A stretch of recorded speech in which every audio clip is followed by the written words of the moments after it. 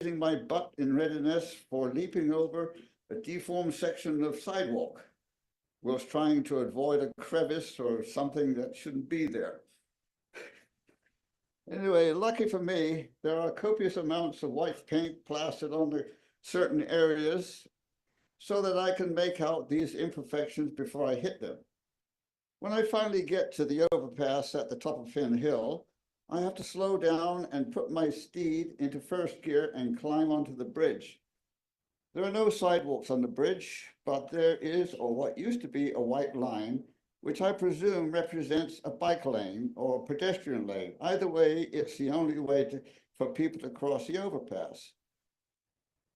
While the white line was virtually disappeared due to vehicles, i.e. Walmart trucks, pickup trucks, automobiles, and etc., running over the white line as they leave the ramp off of Highway 3. There is now a 2-foot high fence, concrete fence, each side of the bridge, but there is no railing to stop people from falling off onto the highway below, and it's a long way down. Anyway, I continue strolling through Walmart and Home Depot, and then I come back. Finally, I reach Viking Way, coming back, whereupon I push the magic silver button and wait for the light to change in my favor. I can now venture across the street with my butt raised, and I fantasize that I'm galloping over hills and valleys, but really it's the gullies in the road that vehicle wheels have made over the years. It's a real, and I'm almost done. Okay. So I'm almost home now, but first I must say, the best part of my journey is when I cross the road onto the new crosswalk ramps. They're wonderful.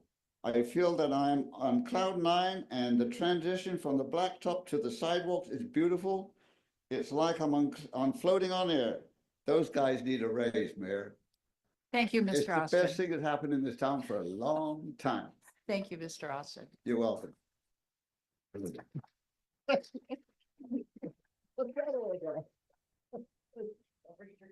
Oh, my cane, my cane. Oh, yep, don't forget your cane. Don't forget my cane, cane, cane, cane, Okay. cane, and cane.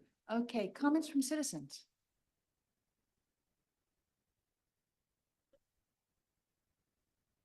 Okay, I'm not seeing, oh, here comes someone.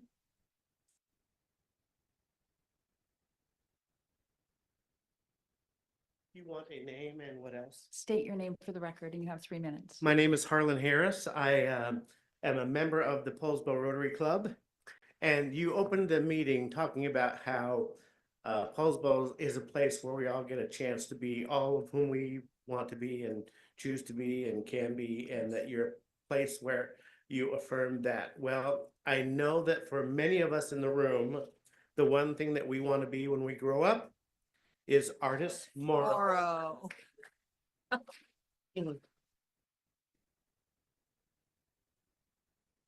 So on the eve of her birthday, I hope you will indulge me in singing a rousing happy birthday to artists. Go for it. Happy birthday to you. Happy birthday to you. Happy birthday, dear artist. Happy birthday to you. Thank you, Harlan.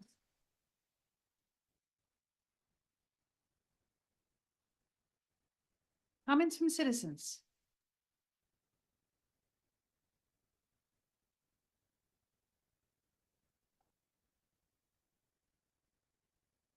No.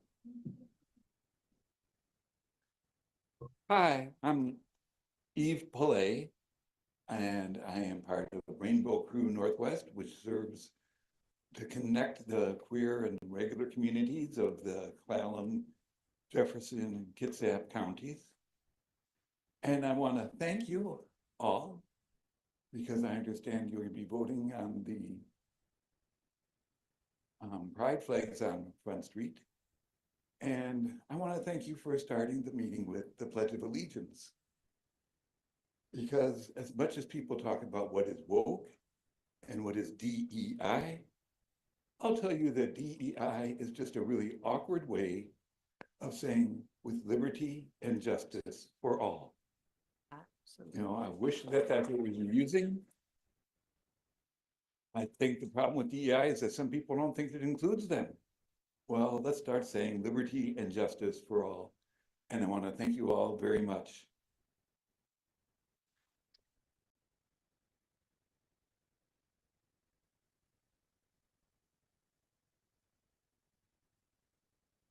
Good evening, Mayor and Council. My name is Pam Keeley. I'm from Lions Park, also from Poulsbo for All. And I would like to second that gratitude for support of upcoming Pride Month in the city of Poulsbo. And we're looking forward to seeing the banners up again. We're looking forward to full-throated endorsement and support for all of the people in the Poulsbo community. We appreciate that. We have been having weekly rallies, as you know, on behalf of democracy down at Front Street and in Waterfront Park. We have enjoyed support from some of our council members. We look forward to seeing more of you down there with us to support democracy for everyone. We have been around and talked with the shopkeepers at least twice, and the vast majority of them are extremely supportive. We've heard their stories about their issues with tariffs and new custom charges and impact, and they are very happy to see people out sharing their voices about the radical disassembly of our government and the systems that we have depended on for a long time to take care of each other. So we are happy to know that we will be gathering in Pride. We look forward to the flag raising again. And I guess that's about it for now. Thank you.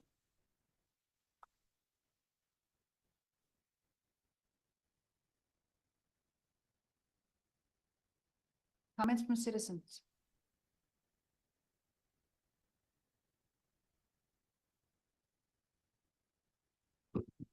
Hi, everybody. It's an honor to be here, just to be able to see you all, and Can you state thank your- you. sir, My can you- name is John Gustafson, Gustafson. I'm a proud Poulsbo resident. I'm also on the board of directors of the Washington State Nurses Association.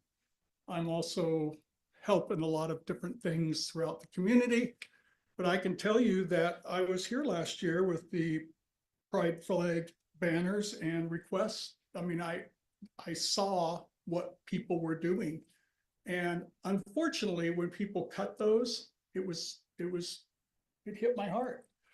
So I can tell you that when they were talking about diversity, equity, and inclusion, that's something that I live with every day. It's really important to have that type of community where everybody works together.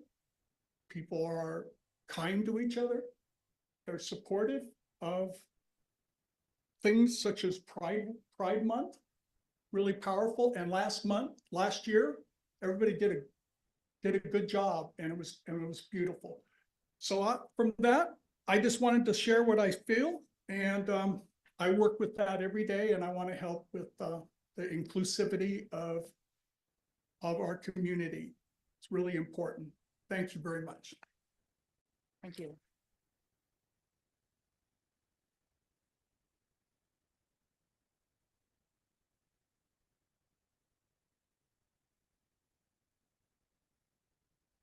Good evening, Council. My name's Patrick Wright. I'm also with the Human Rights Council of Kitsap. And I will say I've been a proud resident of Poulsbo for a very, very long 9 months. But as someone that works for the newspaper and is involved in so many different avenues, my favorite thing about Poulsbo is that we are diverse, we are inclusive, and when we have a disagreement, we work through it. I'm so proud of how the downtown merchants have worked with different organizations with the rallies that are going on. And I know for a lot of us in our community, we're feeling a little bit scared because there's a lot of things we don't know. what I do feel confident in as a trans person here in this community and a community leader is that I can look at every single one of you and know that you all are open to have a conversation, to learn and to grow and to fix. So as we think about what's going to be happening with Pride and all the fun things that are going to happen with these banners, we're not going to have any issues this year. And I'm sure Pam will be down there to ensure of that with the dance parties, which you all are all invited to. And I just wanted to share my gratitude for each and every one of you guys. And that's it. Thank you, guys. Thank you.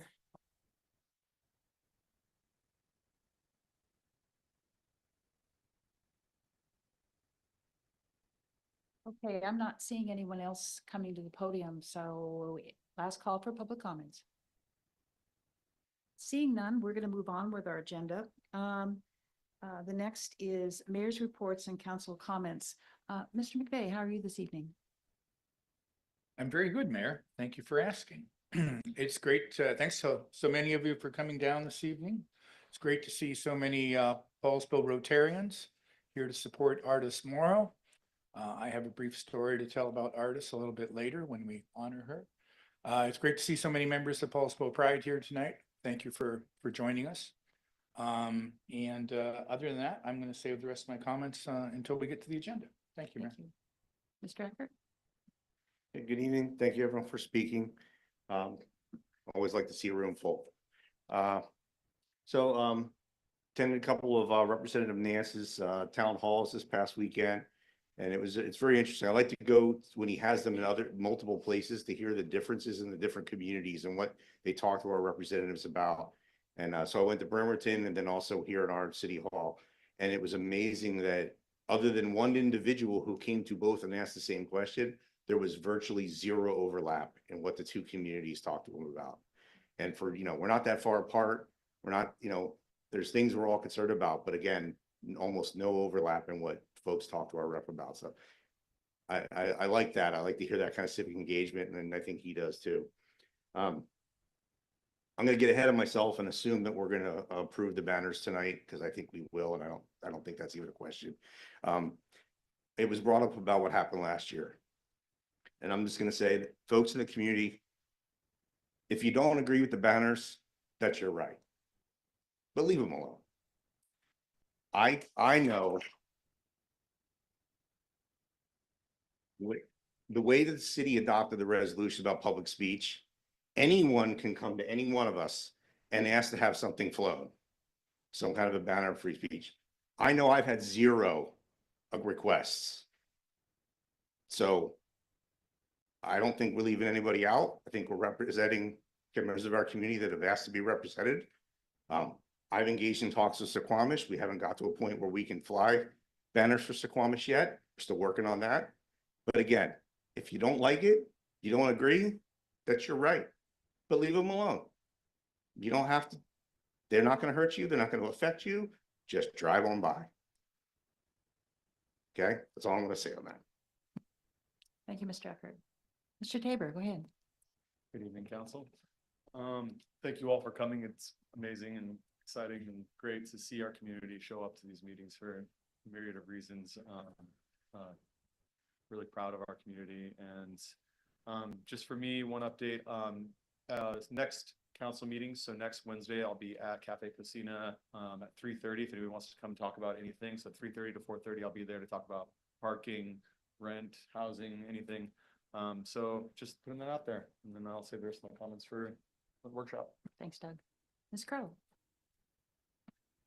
Good evening. Thank you so much for your comments. And it's wonderful to see a model of the desired passion that we should have for one another as a community. So I also feel a little, that I lost out on the privilege of knowing Artis Morrow and the way that many of you seem to know her. So I hope to do some catching up. I'm looking forward to celebrating this amazing woman. Thank you. Ms. Lipsdale? Hi, I echo what my colleagues have said. Thank you all for being here and for those who shared comments with us. It's always really appreciated. We love a full room. We really do.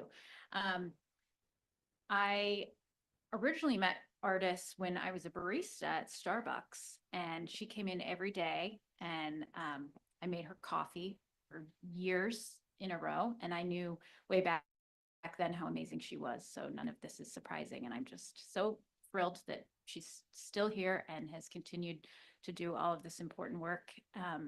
And I feel honored that I'm sitting here and can share in it with all of you. And I want to congratulate my colleagues who have filed to run for positions on this council. It's filing week at the county, so if you're still thinking about it, you've still got a day to put in for it. So that's all. Thank you, Ms. Lipdell. Mr. Noel. No, it's great to have the sun shining and us out and about enjoying our city, and thank you for participating in our community and make it stronger. Thank you. Mr. Stern. Thank you, Mayor. I know in a moment from this dais, the mayor and the council are going to be celebrating our own beloved Artis Morrow. And I know everybody in this room shares that love and appreciation of this remarkable woman. What I want to do is pivot just very quickly. It's been 3 or 4 weeks since council met, and there's been a host, Mayor, of gala, function, auction dinners. Some of us have tried to attend most of them. There's one in particular I'd like to call out, and there's a reason for it. And I think Charlie Thompson's here from Fishline as well. This was the program for Welcome to Fishline's Give and Grow Spring Gala. And it was at Kiana Lodge, and it was something of a remarkable event, in my opinion, and I think I can speak for Mr. McVeigh, because one of our own had the courage to take the podium and be the keynote speaker and share her own story of hardship and her family's story of hardship growing up here in Poulsbo. And if it wasn't for Fishline, she just shared from the heart. And I want to say to Councilwoman Britt Livdahl, I lift my hands to you. It was remarkable sharing and vulnerability. And thank you for that. Okay. I have 2 proclamations to do this evening, so I see people pointing. Ed, you want to hand? Yeah. Would you hand that down? This is Artis speaking. This is Artis listening device. Okay. So, and I'm known to be soft spoken. So can you hear me, Artis? Okay. All right. The first proclamation I have this evening is in recognition of Asian American and Pacific Islanders Heritage Month. And so I'm going to do that one first. So proclamation, whereas we want to recognize the contributions and influence of Asian Americans and Pacific Islanders Americans to the history, culture, and achievements of the United States. And whereas Asian Americans and Pacific Islanders communities continue to make valuable contributions to all areas of Poulsbo, including business, arts, and sciences, government, medicine, education, and law enforcement. Whereas groups like Asian Pacific Directors Coalition were established to influence and advocate for policies, systems, and investments for the benefits of Asian American, Native Hawaiian Pacific Islander community and other communities of color. Whereas, as we observe the achievements and contributions of the Asian Americans and Pacific Islanders that enrich our history, society, and culture, subsequently, we need to acknowledge the challenges and struggles of the AANHPI experience in America, including structural discrimination, prejudice, and injustice. And whereas, in recognition of Asian Americans, Pacific Islanders Heritage Month, we honor AANHPI individuals and organizations who live and work in the city of Poulsbo, improving the quality of life for all.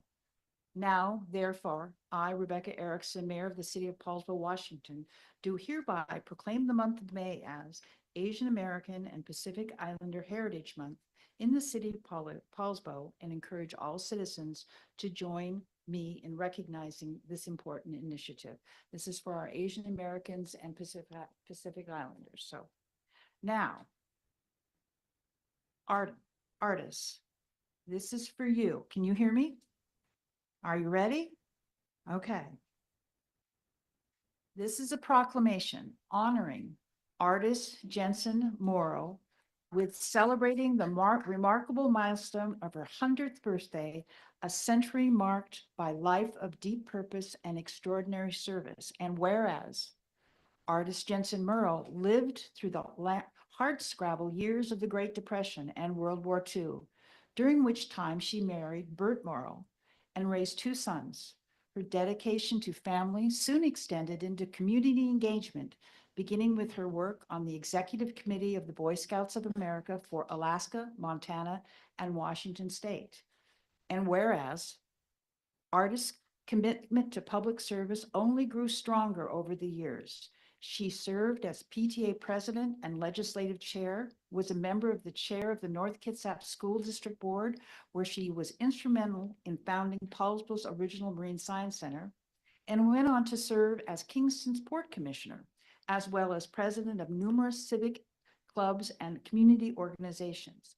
And whereas drawing a lifetime of leadership and advocacy, artist turned personal tragedy into powerful change after her great-grandnephew, Eli Creekmore, was killed by his father in 1986, a time when the state of Washington lacked sufficient tools to prevent such abuse. Artists worked tirelessly with the state legislature over several years to enact critical reforms, culminating in the landmark Eli's Law. She then led efforts in Kitsap County and through the Poulsbo Rotary Club to create and support proactive domestic violence programs, short-term emergency shelters, and long-term housing solutions for victims.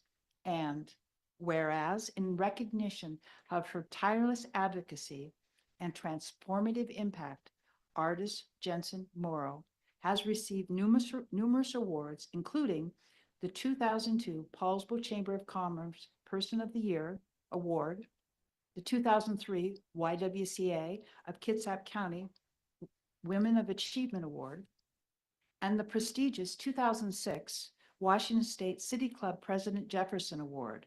Now, therefore, I, Rebecca Erickson, Mayor of the City of Poulsbo, Washington, proudly proclaim the week of May 8th as Artist Jensen Morrow Week, a time of tribute and gratitude for a truly extraordinary woman whose legacy continues to inspire.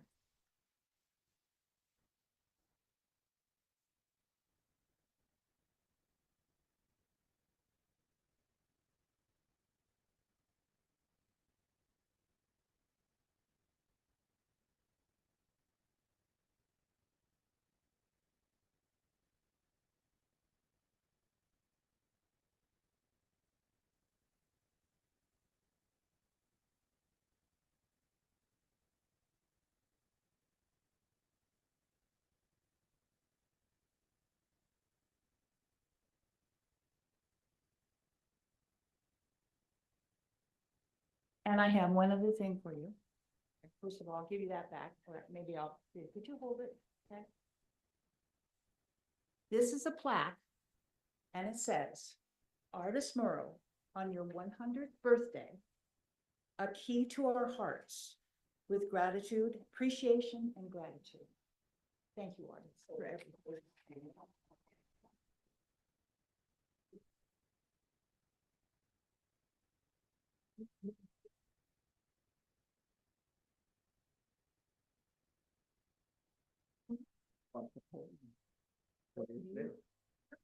part of the artist, whatever. Okay. Can I get the mic and see everything? Okay. It won't come up. Yeah, well, No, it doesn't come up.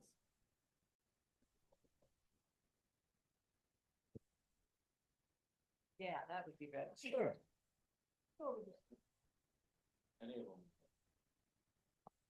That works. Want to thank everyone.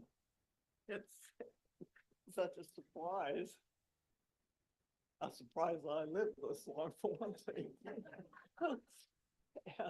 And I can't walk, but I can't hear, but I love you all. And by way of thank you, I'd like to just take a few minutes to say a favorite poem of mine. Today upon a bus, I met a lovely girl with golden hair. She was so bright, I envied her. I wished that I was half as fair. And I watched her as she rose to leave and hobbled down the aisle. She had one leg and wore a crutch. But her face a smile. God forgive me when I cry. I have two legs and the world is mine. And then I stopped to buy some sweets. And the boy that sold them had such charm. I thought that I'd stop, chat a while. If I were late, it would do no harm. And he said, "Thank you, ma'am. Well, it's nice to talk to people like you, because you see, I'm blind. God forgive me when I whine. I have two eyes and the world is mine."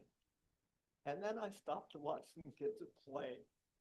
And one young man stood back from all the rest. I went up behind him and I said, "Hey, buddy, why don't you go in and join the rest?" And he looked straight ahead without a word. And so I knew he had not heard. I have two ears and the world is mine. God forgive me. God forgive me when I whine. And so,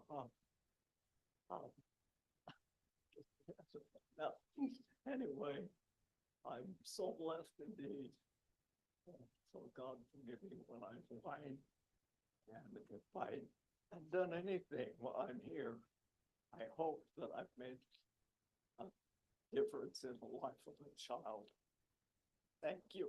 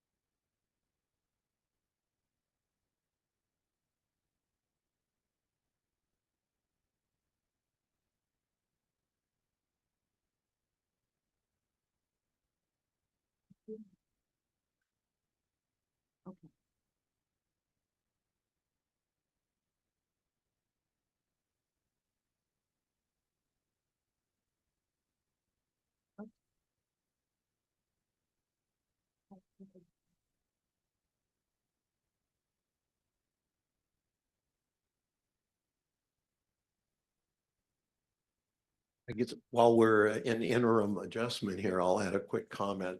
You could easily tell who were Rotarians in the room and who were community members. Because as artists came to the microphone, the Rotarians covered their ears, thinking they were about to hear another early Friday morning Ribble tale.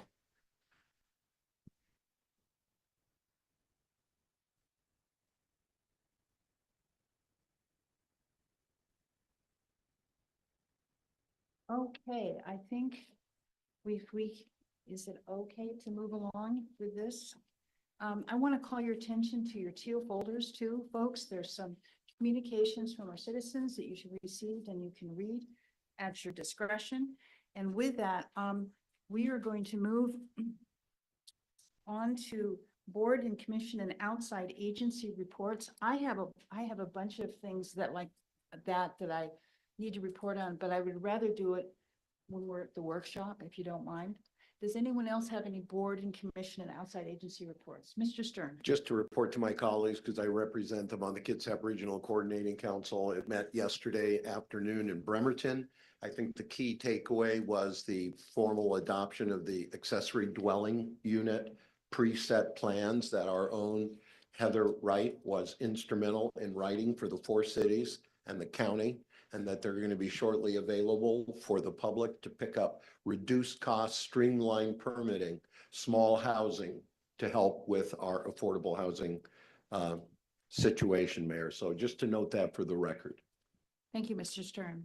Okay, if there aren't any, you know what? I gotta have another chair. This keeps sinking.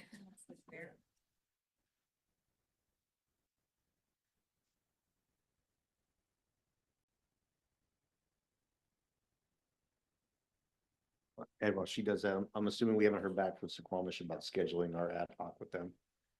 Been working on that, and I think we'll have something here before summer.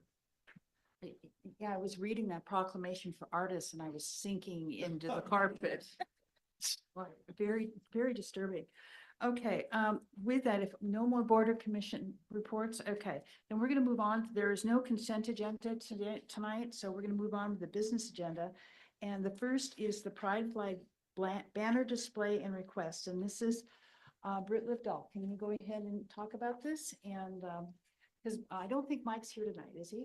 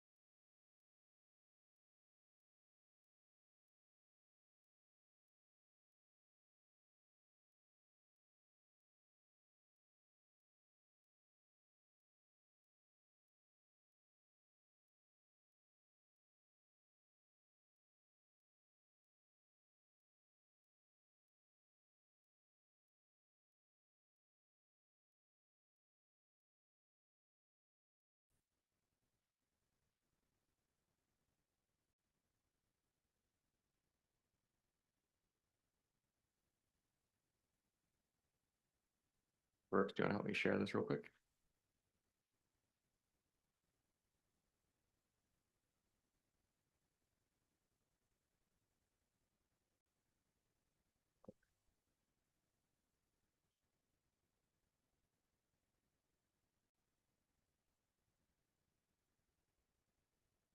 Try to make this quick.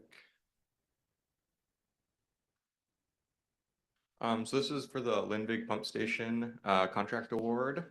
Our Lindvig Pump Station is one of our sewer pump stations down by Liberty Bay Auto. And it's a 2-pump system, so 1 pump and 1 redundant pump.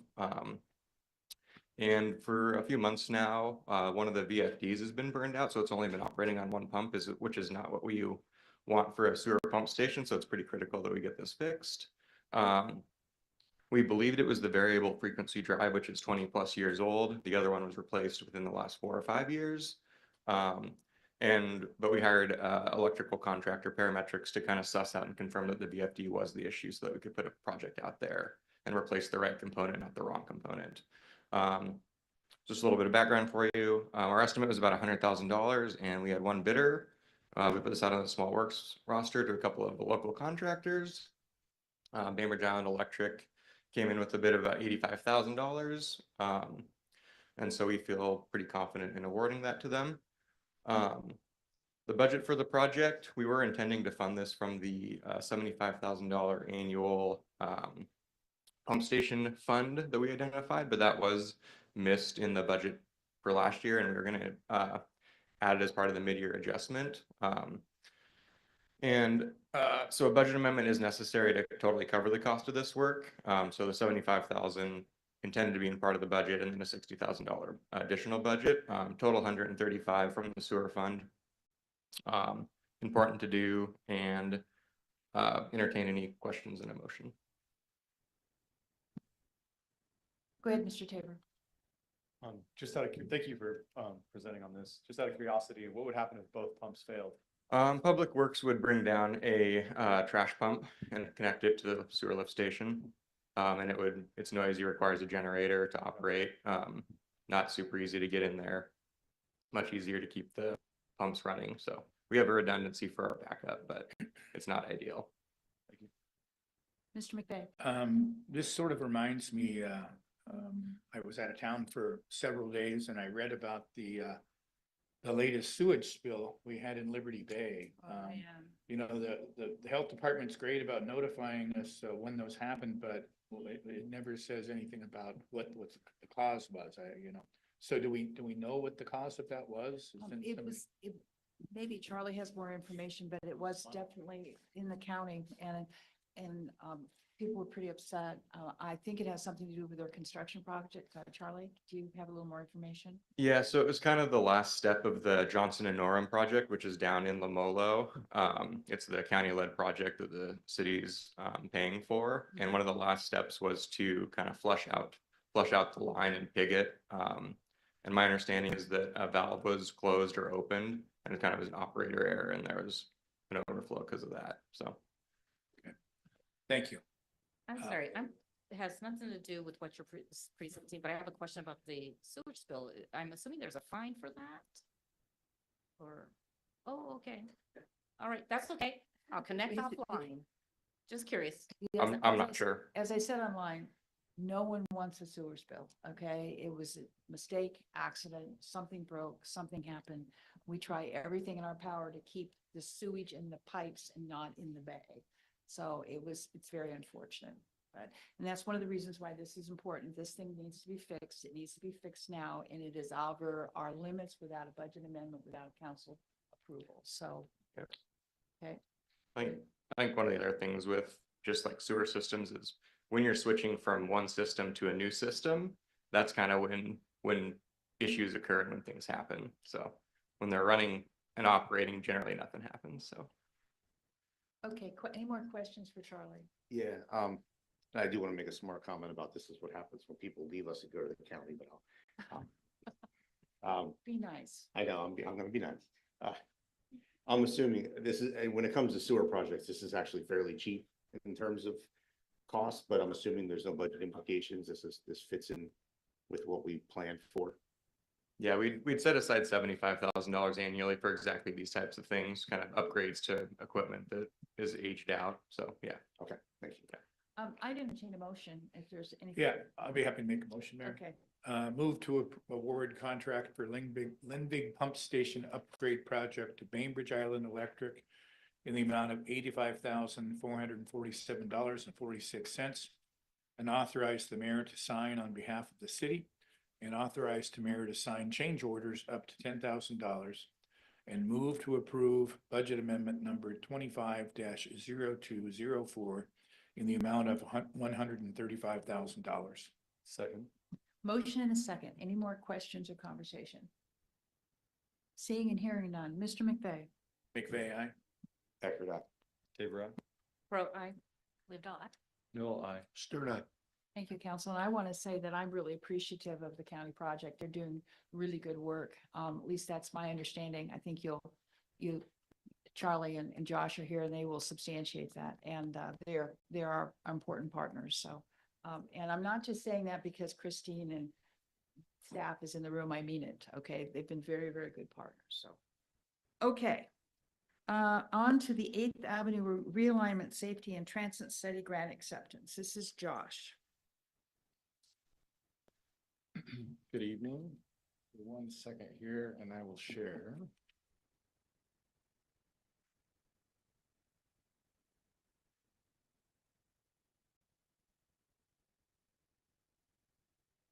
Okay, this one's been around for a little while, so you guys may have heard that we received a grant for our 8th Avenue realignment study from PSRC Rural Town Centers and Corridors grant application a couple of years ago. So we're here tonight just to really formally accept the grant and authorize the mayor to sign that grant agreement. So just to give you a quick overview, it is a planning study through the Rural Town Center grant funding opportunity. We were awarded $311,400, and our match is 13.5%. So we are putting in $48,600 of traffic impact fees to match that. We will be studying some different realignments for 8th Avenue, coordinating with Kitsap Transit for a mobility hub there, looking at their long range plan for bus rapid transit as well. And then we'll be looking at complete streets, incorporating that into any improvements that we do there, and looking at the intersection and pedestrian safety. So again, it gives us an overall budget of $360,000, and we are nearing obligating the funds with the goal of advertising for a consultant selection this summer. So these next couple graphics are just a couple graphics that we submitted with the grant application. And so these are some ideas of what we might look at during this study. This doesn't mean this is what the solution is, but these are some things that we will look at as part of the alternatives analysis. So this one here just shows where Kitsap Transit is out there on SR 305. And potential, again, for some different alternative solutions of how we can improve the safety and intersection mobility. Josh, can you go back to that previous graphic? Yeah. That one, yeah, Yep. okay. Are you guys understanding where this is? Yeah? Okay. Yeah, we're trying to get rid of one of the craziest intersections in the city. Yeah, we are trying to get rid of one of the craziest intersections in the city. Yeah, It's the longest crosswalk I think I've seen. Yeah, it's dangerous. Well, I'm not gonna say that. It's the crazy intersection. so Josh, if we, let's just say we did this, you know, this drawing held up. What would we do with that old segment of 8th Avenue? That's a great question. It's a dead end. There's a culvert there. It could be opened up. It could be a pedestrian bridge. You know, there's a lot of different things that we'll look at as we look at the different alternatives. Okay, but it's a good thing we held on to the Coffee Oasis property, it looks like, right? Well, it gives us some flexibility for sure. Yeah. I know, All right. I guess we'll get into this as we study more, but I guess my initial concern would just be that the potential future farmers market was gonna have this as their parking. And parking's already a little bit tight there, so I don't know. but it'll be interesting to see. Yeah, we will definitely be considering that because, of course, we want safe access in and out of that farmer's market. So Right, any sort of improvement here will, look at that future use as well. okay. Thanks. Okay, So at the end of, what we're doing a study, Josh, at the end of the study, what will you be coming back to present to us? So we will come back and present the different alternatives that we looked at, and then the recommended alternative that comes kind of to the top of the list, and a rough cost estimate and a plan of how we might be able to move forward with that in future funding applications and things like that. Okay, and a possible timeline.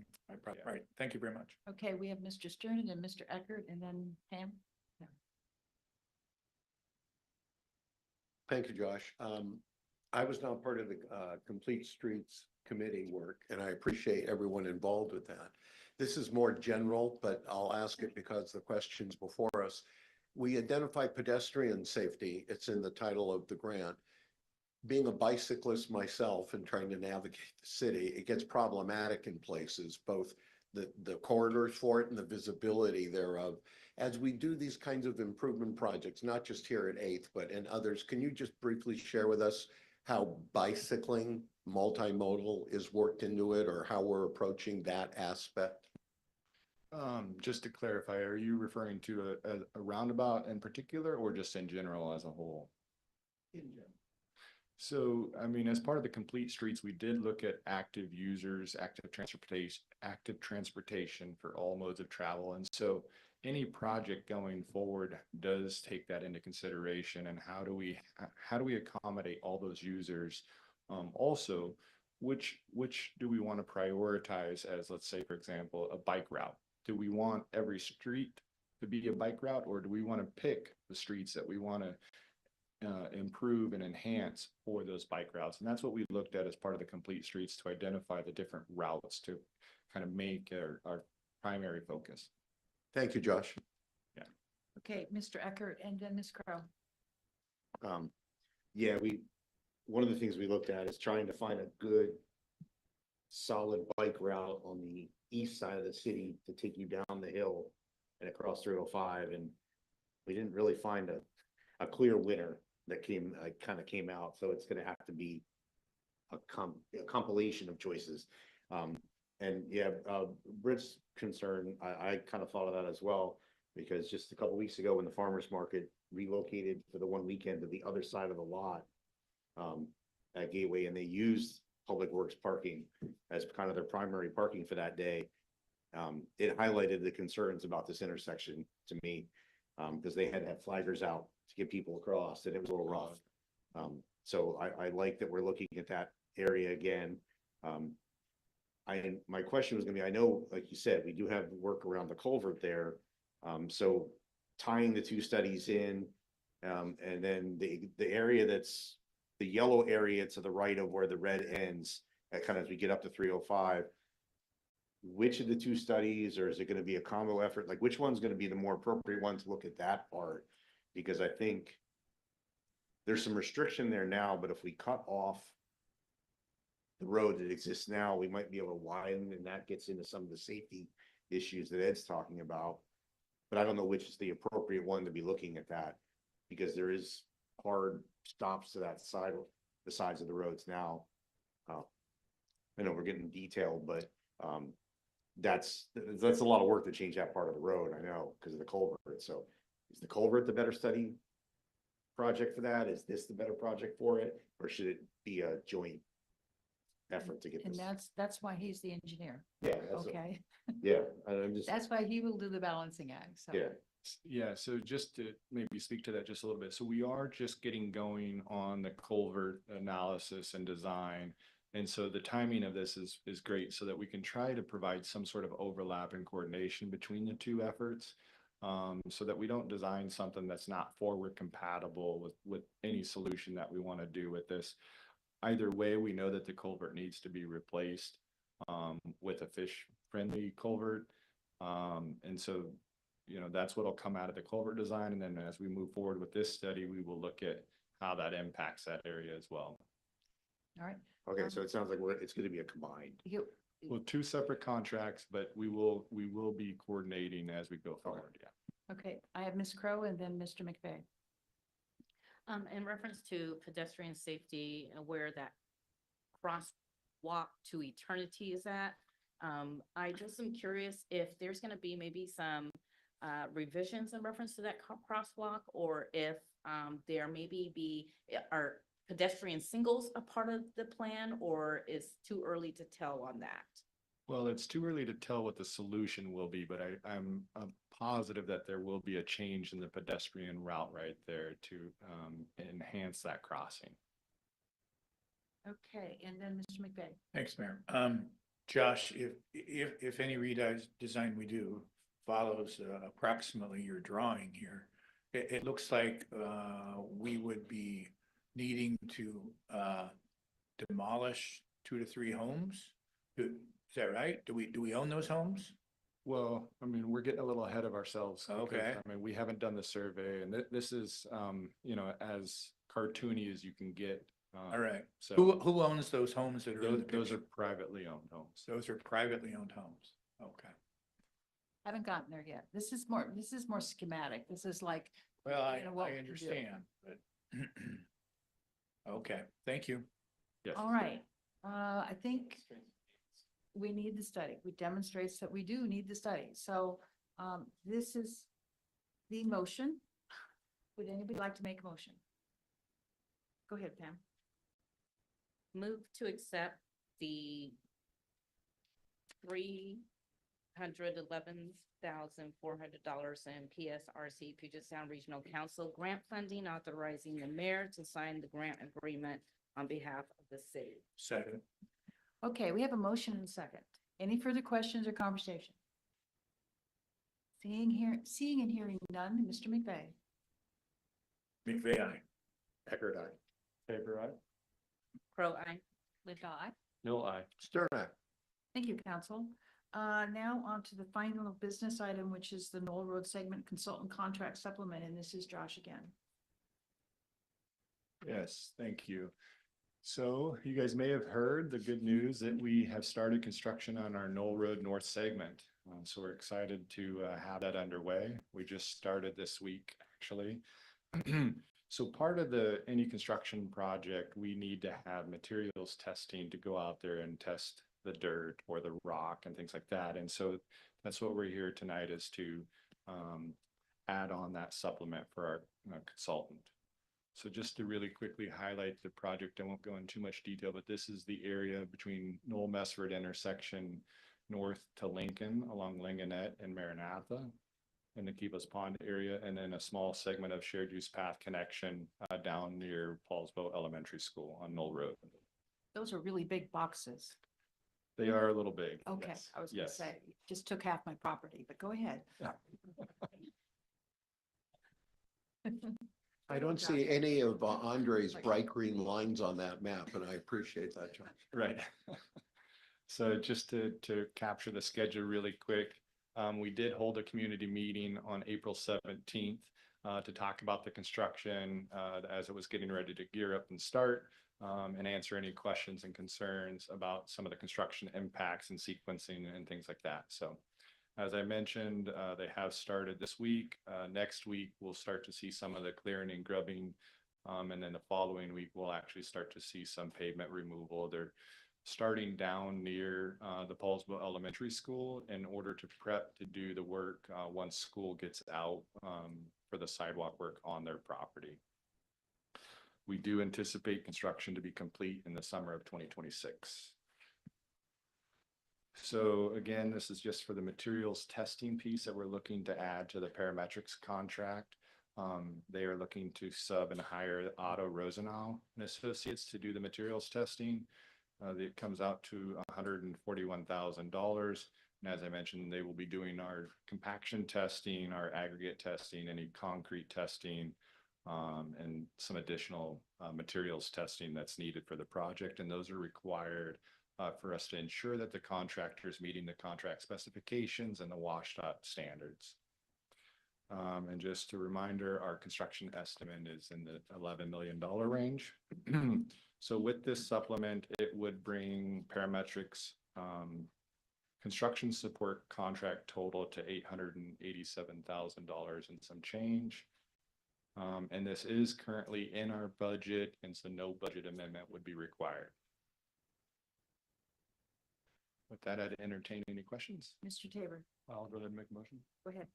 Move to approve the parametric construction admin contract supplementation number 1 in the amount of $141,000 for the Knoll Road North segment and Safe Routes to School project, and authorize the mayor to, the deputy mayor. Yep. Authorize the deputy mayor to sign the contract supplemental on behalf of the city. Second. We have a motion and a second. Is there any further questions or conversation? Yeah, I just want to thank you for planning the park by the school around the school year. Yes. Mr. McVeigh?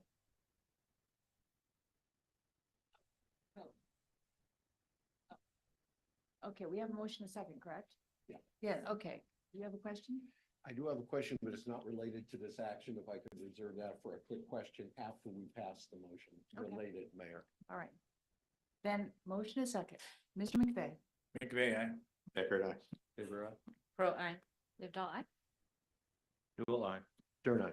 Thank you, Council. Now, Mr. Stern, did you have a question? Thank you, Mayor. So I reported out on Kitsap Regional Coordinating Council and restricted my remarks during board and commissions to the accessory dwelling units. But as the mayor will bear testimony to, both representing Poulsbo and as president of the PSRC, not an insubstantial part of our conversation at KRCC, Kitsap Regional Coordinating Council, was related to state and federal budgets. We had a good chunk of the top staff of the Puget Sound Regional Council in attendance with us in person. After we got through the state budget, which unless someone has a question will pass, came up the federal budget specific to transportation. And there was a relatively short but very important conversation about federal abrogation of existing contracts that have already been signed and sealed, if not in the stage of delivery of the project, being canceled. And hopefully we'll be in great shape here.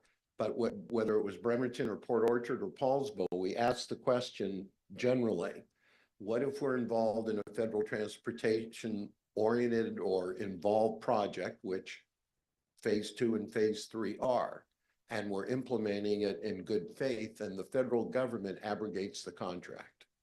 Mayor, is there anything else you would add? It's just part of the report out on KRCC. It's, it's good that we're obligating these funding as quickly as we can. And these are relatively small dollars, relative sense. But it's a mess. And I don't think anybody really knows what's going to happen. Actually, as I said, I'm not as concerned about the transportation dollars as I am about the HUD and Medicaid dollars. Those are the ones that really frighten me. And the transportation dollars are, we can backfill. Most jurisdictions can, they have to take cuts in other places, but the cash flow would be sufficient enough to backfill and if not replace, almost replace a lot of these funding mechanisms. But the HUD dollars for the Section 8 vouchers, there's 900 Section 8 vouchers, 900 apartments in Kitsap County that depend on those vouchers. And there's no way in heck we have that kind of money to subsidize those, let alone the Medicaid.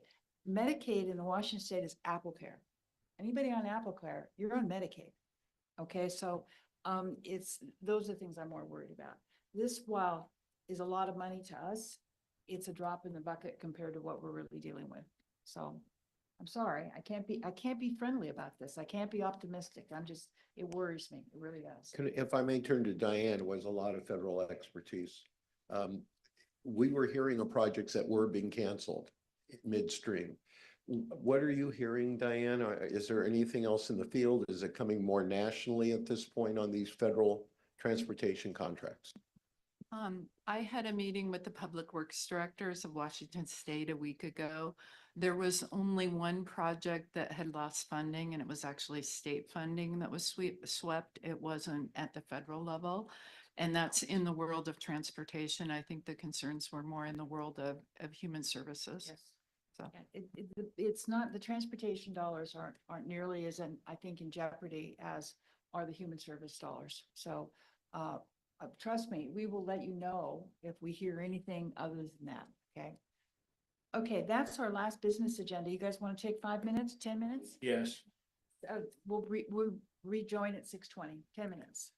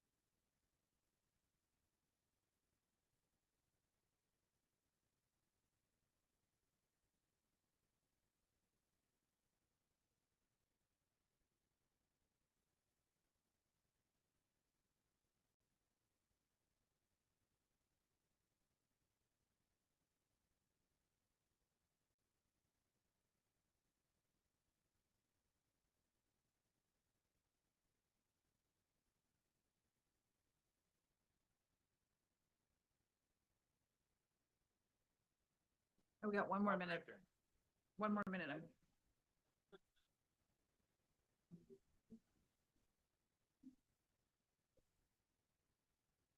That is amazing.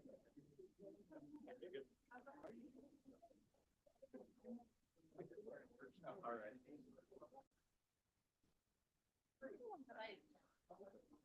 So we will find a movie that. I don't find anything. I was told this weekend, but I could do some comic relief. No, I got told this weekend. Depending on where you are in the county.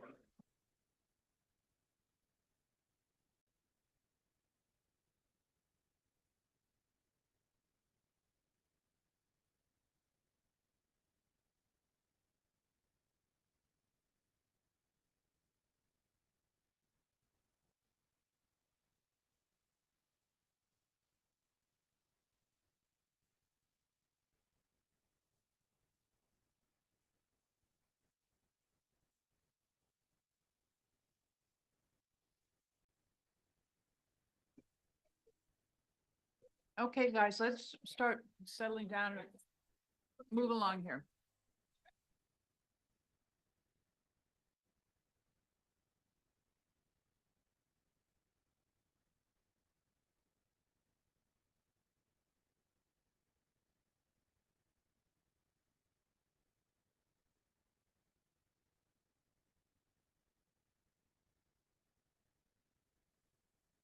The next thing on our agenda is city administrator and department head comments. Rob. Good are you? evening, Madam Mayor and council members. Just wanted to start off this evening with a little bit of trivia. We just talked, I know, isn't that exciting? No, but just one of those things that I think most of us may not realize when it comes to rural town centers funding through PSRC, that we just talked about relative to the 8th Avenue Realignment Safety and Transit Study. There's really only 2 jurisdictions within Kitsap County that are eligible for that funding, that being Poulsbo as well as the county relative to the Kingston urban growth area. So just a little bit of trivia to start this evening. And I also wanted to let you know that 6 of your city staff and leaders are currently attending a 3-day FEMA training. And nothing says fun like FEMA, but this is our ICS 300. And that's the Intermediate Incident Command System for Expanding Incidents. So we, as part of our embarkation on focusing on emergency management and making sure that we are up to speed, we are trying to get everyone that needs to, or playing key leadership roles, who would be called upon and activated in the EOC or the Emergency Operations Center, should an incident occur, when an incident occurs, that we are ready and able to do that. Also, just wanted to let you know that in a couple of weeks, your city engineer, Josh Rains, and I will be representing this city in Washington, D.C. As recipients of the APWA. APWA, I was right. Yeah. Award for the Knoll Road project and the Johnson Road roundabout. Just wanted to let you know we will be there and advocating as part on behalf of the association. Legislative reception, probably will be doing hopefully a couple of visits with our delegation members, et cetera. So, yes, sir. 2 questions for our city administrator. Number 1, Rob, you referred euphemistically on the federal grant, but why is it only Poulsbo and County are eligible? It's a population factor, I believe, in or census tracts. So, and then, okay, and then number 2, just to point out, the current edition of the Squamish News that comes out, they just adopted a very detailed emergency response plan. And I was wondering if some eyes could be put on that, Dan or yourself, and see if there's areas of overlap, cooperation, otherwise to take advantage of synergy. Oh, and there definitely, I believe, not to speak for Dan, but there are already conversations. He's connected with the Squamish tribe, with Bainbridge Island, and other practitioners in emergency management to definitely make sure that we are collaborating and coordinating. And then the last is really a question for council. It would be, would you, now that the legislative session is over, I know that Brian McConaughey came in sort of mid-session to sort of give you the council a sense of where things were going, but now that the dust is starting to settle, would you like to have him come back to do a debrief? Thumbs up. Okay. How much does it cost? It should be part of what we already are, yeah. Does anybody know if the deadline's passed for the governor's signature? Is it still pending? No, I think it's still, It's he's still- still within his 20 days. Okay, all right, thanks. Anything else, Ron? No, that's it. Thank Okay. you. Diane, anything? Just a couple of things with my building official hat on. I want to let you know that we are in the final weeks of sign off on the Eliason building. We have obviously signed up on Viking Culinary, and the rest of the building will be signed off on very soon. It has been inspected, and they've done a great job on that building. It's quite nice. So that's good news. Another thing I wanted to let you know on behalf of Josh is we will have another streetery downtown next to Wine 42. The parking spot next to that in front of the new wine store will have a streetery. It appears that it's going to be very nice. It'll be a platform with a fence around it, and it will not have a roof. But that is in the process of final approvals, and they'll be building that. I have spent the day with the city administrator and the chief of police learning a lot about emergency management, and it was a good day. We got 2 more to go though. So we'll be gone for a couple days, and then I'm here next week, and then I'm taking a little trip to Portugal, so you won't see me for about 3 weeks, 2.5 weeks. So anyway, just to give you a heads up. Mayor, with your permission, may I share a Diane Linnea story? She is a paramount professional. There's very little to ever poke fun of or make note of. But we toured the Eliason in various groups. You were there, Mayor, Britt, you were there. So I ended up with Diane Linneas as we worked down to the lower street commercial level. And we were walking into the new commercial store, Viking Culinary. Yeah. And she was mumbling to herself. Now, Diane never mumbles to herself. So I kind of pulled in tight, and I overheard her saying, Mayor, did I approve of this? Did I sign off on the permit?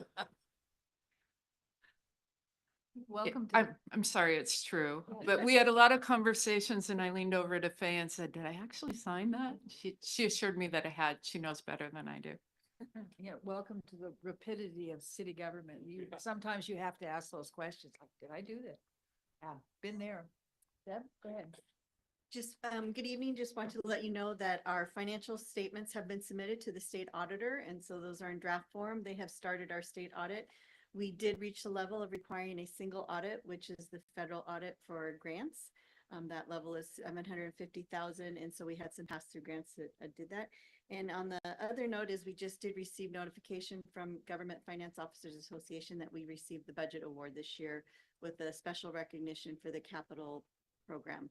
It's very subjective. Some years we get it, some years we don't, as far as the capital program, but we've been receiving the budget award for several years. So I will keep you posted as we go on. Thanks. Team effort. Yep. Not to be outdone with the words, but mine are we're a little smaller. We have 2 community grants that we received. One for the pollinator program from Rotary, so 1,000, and another 1,000 to upgrade our senior programs in the kitchen. So we're continuing kitchen upgrades, and we have a lot of momentum with our senior task force. Next week, many of our staff will be going at the annual WRPA conference, Washington Recreation and Parks Association in Kennewick. So you may not see a lot of folks around. If you didn't attend the Rotary Memorial ribbon cutting, we were expecting 75. We had 250 people who showed up. It was incredible and amazing and touching, and it's being used. I drive past it frequently, and people love it. Earth Day was a big hit. So thank you everybody who came down to Earth Day. Arbor Day was great to recognize the Garden Club. I'd also want to say that we did work with Evergreen Mountain Bike Alliance to sign off in support of a grant they're putting in the RCO for trails maintenance. I want to give a big shout out of thanks to Diane, Mike, and the mayor for getting it across the finish line while I was away. What it does is Evergreen Mountain Bike Alliance added our Poulsbo pump track to one of the eligible sites for reimbursement for maintenance. That should make maintenance a lot easier for Evergreen to get reimbursed for that. And they put this request in with a 3-week notice to us, and we were able to rally around and get it done. So we're really thankful, and thank you, Diane, and everyone who helped with that. Also joined Councilmember Newell a couple weeks ago with Poulsbo Yacht Club. I'm not stealing your thunder, am I? Do you want to do it? And I'm tired right now. And so we met with Poulsbo Yacht Club to explore a coordination. I am a little bit. To explore collaboration to offer community sailing programs and to expand those, but by working together. So it was a very fruitful first conversation. More conversations are going to be needed, but we're glad we're starting this conversation now and looking towards early next year. And then last two things.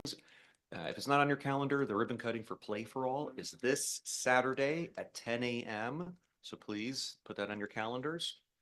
I'm not going to say how many people are going to show up since we were wildly off in the last one.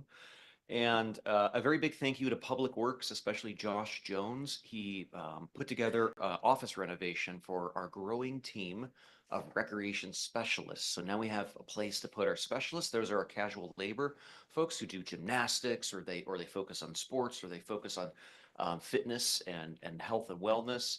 There's now a place for them to grow and to get that work done, which is great.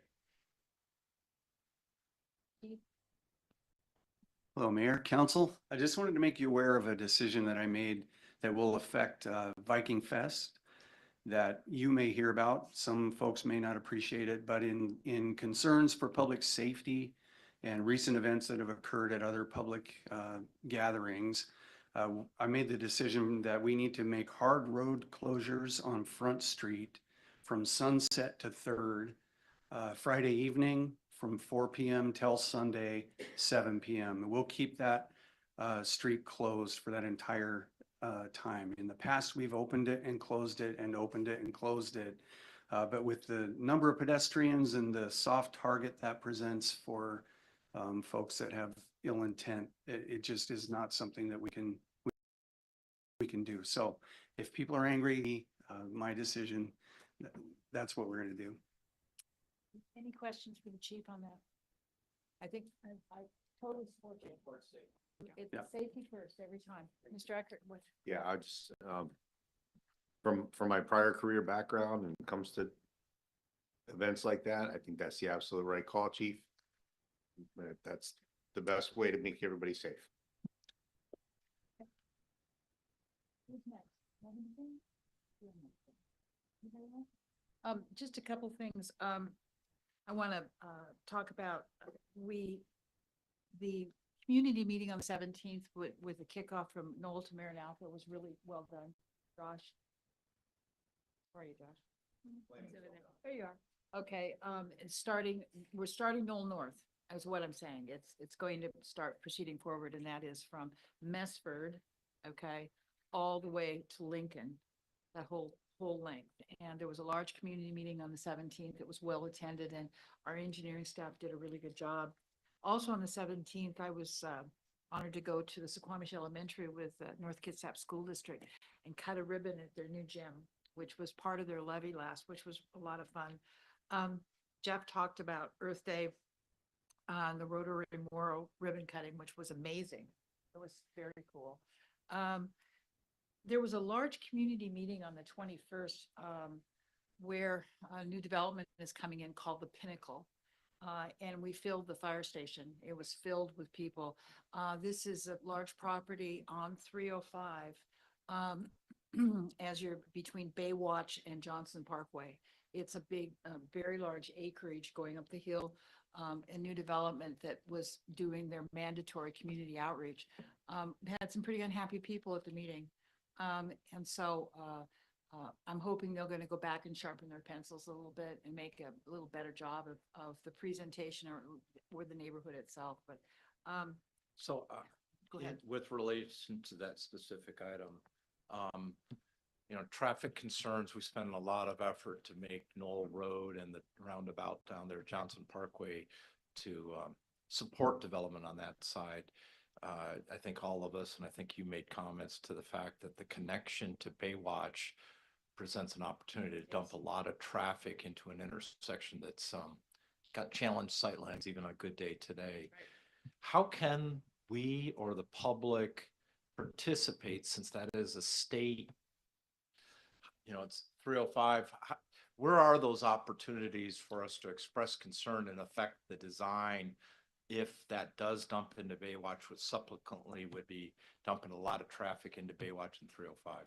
You know, we have something called the 305 Corridor Committee, and it talks about connections onto 305. I know that Commissioner Rolfus has worked for a long, long time to work and get funding for Seminole Road, which is one of those Right. roads that also is very troubled. You know, we still haven't gotten Taunton done at the intersection. So these are all state dollars that we need to program into that 305 committee. This particular connection, yes, there will be a connection through Baywatch, but it'll also connect up to Crystal View up by Robb Park. Okay, it'll go up there and it'll connect down to the Johnson Parkway. It'll connect multiple places. So maybe not as much traffic through Baywatch as you might want to. Well, I don't have the traffic count. So. I just, people have a tendency to go downhill Yeah, they do. when they drive. They don't typically turn around and say, hey, I'm gonna go up. And if traffic's heading towards Poulsbo or O'Haver or Highway 3, they're gonna learn behavior for the 100+ houses.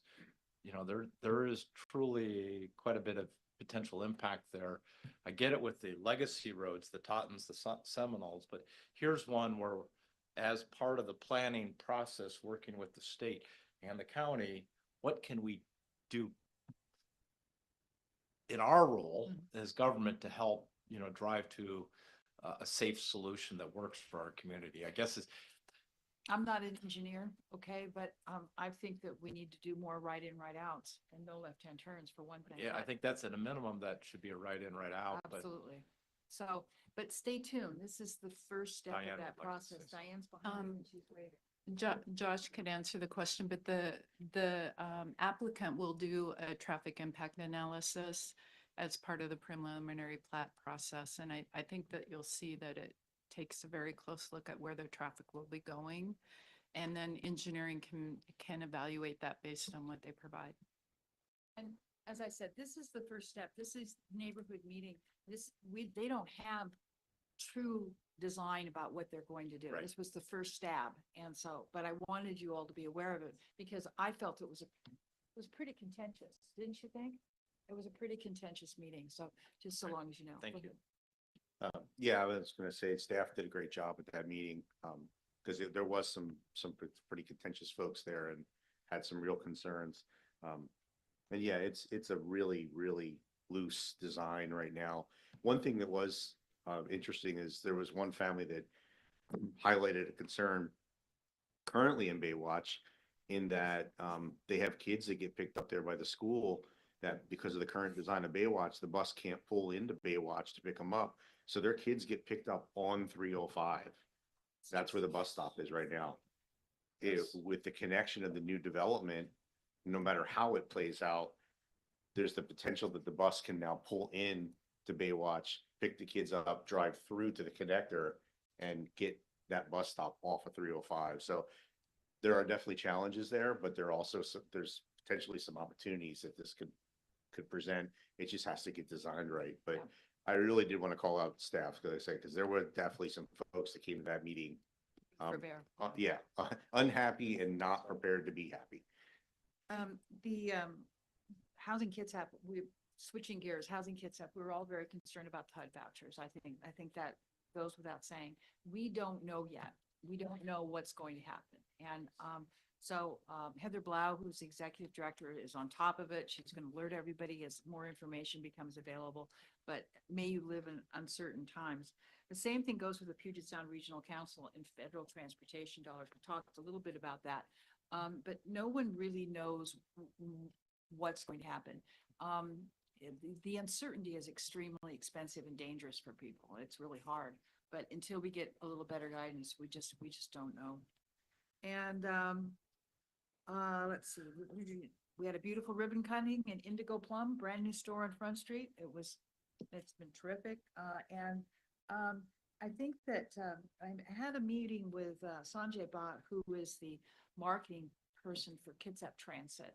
And I want to figure out how we can market our 344 a little better, our bus that goes round and round and round. And we used to be wrapped. It used to be really pretty little bus, and then the bus died, so the wrap died too, you know, and so we can't, that wasn't a good plan, but we got to get more people on our little bus.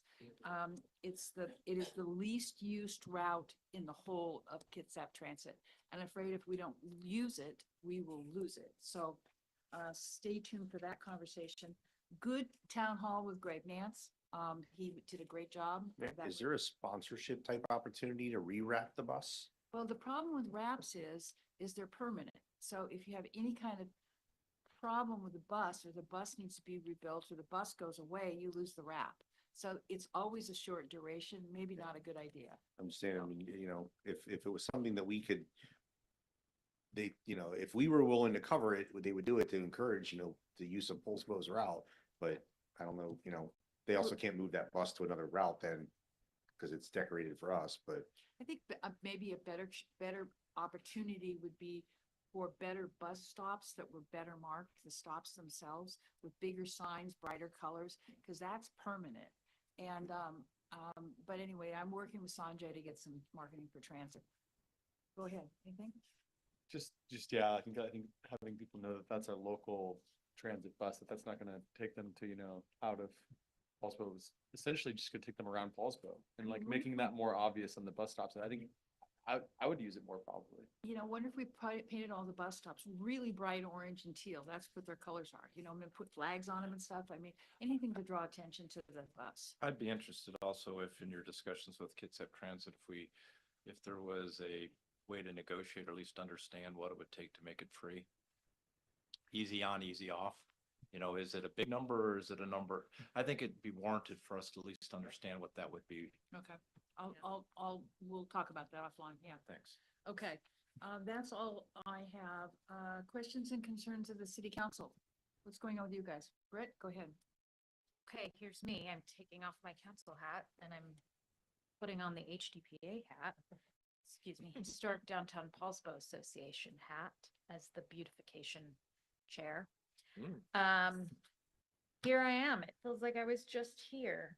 And unfortunately, we've had a kind of a devastating blow so far this season. It felt like everything was under control, getting things ready to beautify downtown with refreshed flower pots and hanging baskets and watering contract to keep them all alive. That was all in order. And then unfortunately, the landscaper who has done it in the past and who we were prepared to be contracted with for this season,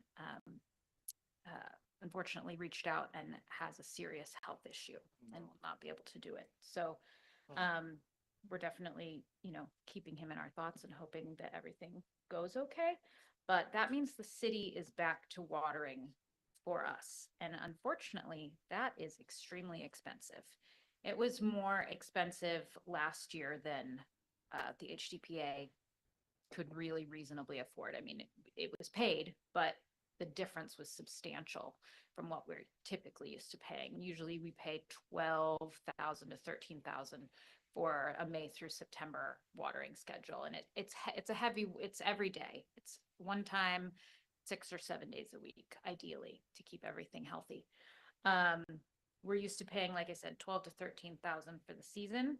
Last year, I believe it was 21,000 or 22,000, 24. Okay.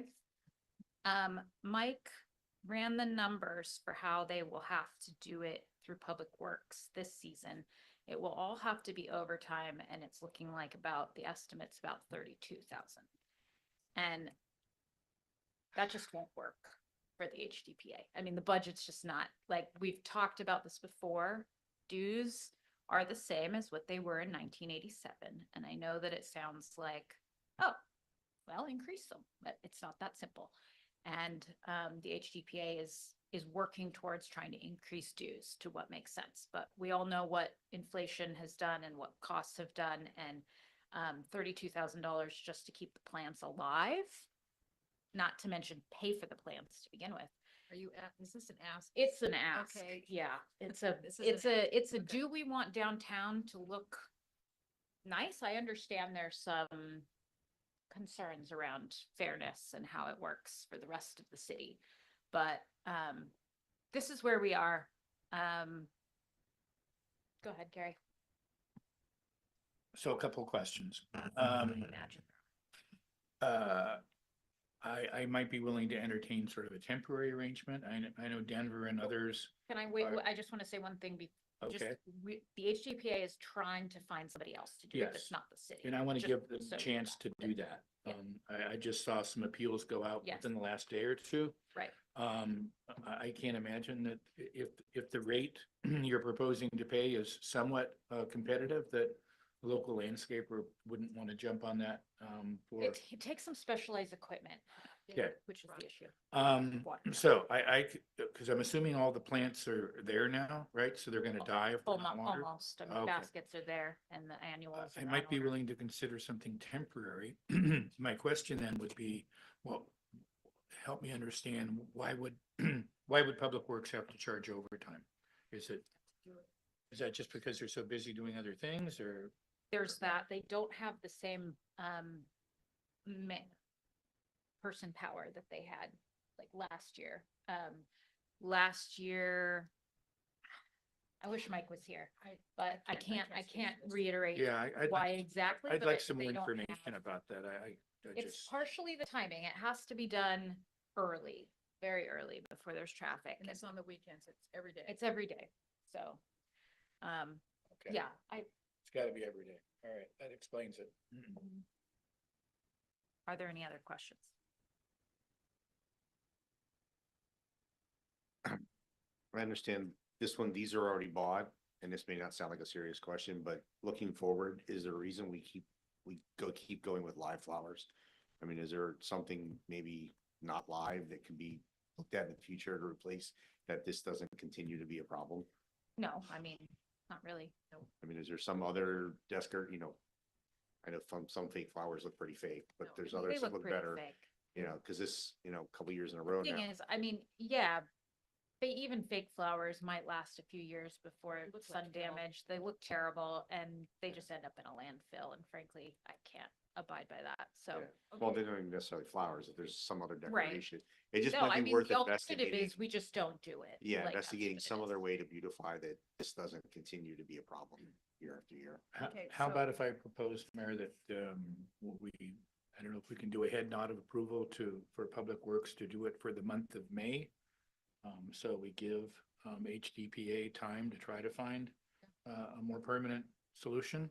Does that I don't make think there's sense? any other choice. The There- flower Guys, baskets are yeah, up I there. mean. Yeah. It potentially, I mean, this is an initial It's conversation. our This has to come downtown, back. it's on our light poles. It'll be noticed if they're missed. It'll be noticed and frankly, you don't want to take them. I mean, you don't want to get rid of them. Gary, I support your initiative. Okay, so, okay, through the month of May, And you can head put, nods. yeah. I'm saying, go ahead. does this need to be a budget amendment? Like, can we do this as a head nod, or does this need to No, come back? no, I'll bring the budget amendment back, but before we bring it back, it'll But be you okay. can start before then as Yeah, well. Okay. you can. Yeah, Okay. no, in that case, then, yeah. Okay, Pam? I just would have a clarifying question. You said that Mike did some calculations of what it would be for the city to do it. And in those calculations, is that water and stormwater utility rate increase part of that calculation process? Oh, it's just. No, that was it- just the labor. It's just the labor. They have to do it very early in the morning. It's 7 days a week. You have to have a special truck. It takes about 3 guys. Yeah. Okay. Yeah. So it's Okay. expensive. I just was curious. Okay, thank you. Okay. All right. Any other questions on that? Okay. Is that it? Yeah. We got through May. Well, Yeah, I mean, May. what are we gonna do at the end of May? I guess is my concern. Then they die? I mean, they're usually last through September with care. Why don't you talk to Sean Olmsted and see if you can find somebody? Okay, so we tried this last year though, so I'm gonna be blunt. Unless somebody decides to start a business right now in order to help water our flowers, we're probably not going to find anyone else in time. I'm gonna be really upfront. We're trying and I want to find somebody else, but somebody will have to invest in the appropriate equipment. And right now, there hasn't been options. And the gentleman who was going to do it said he would try to help.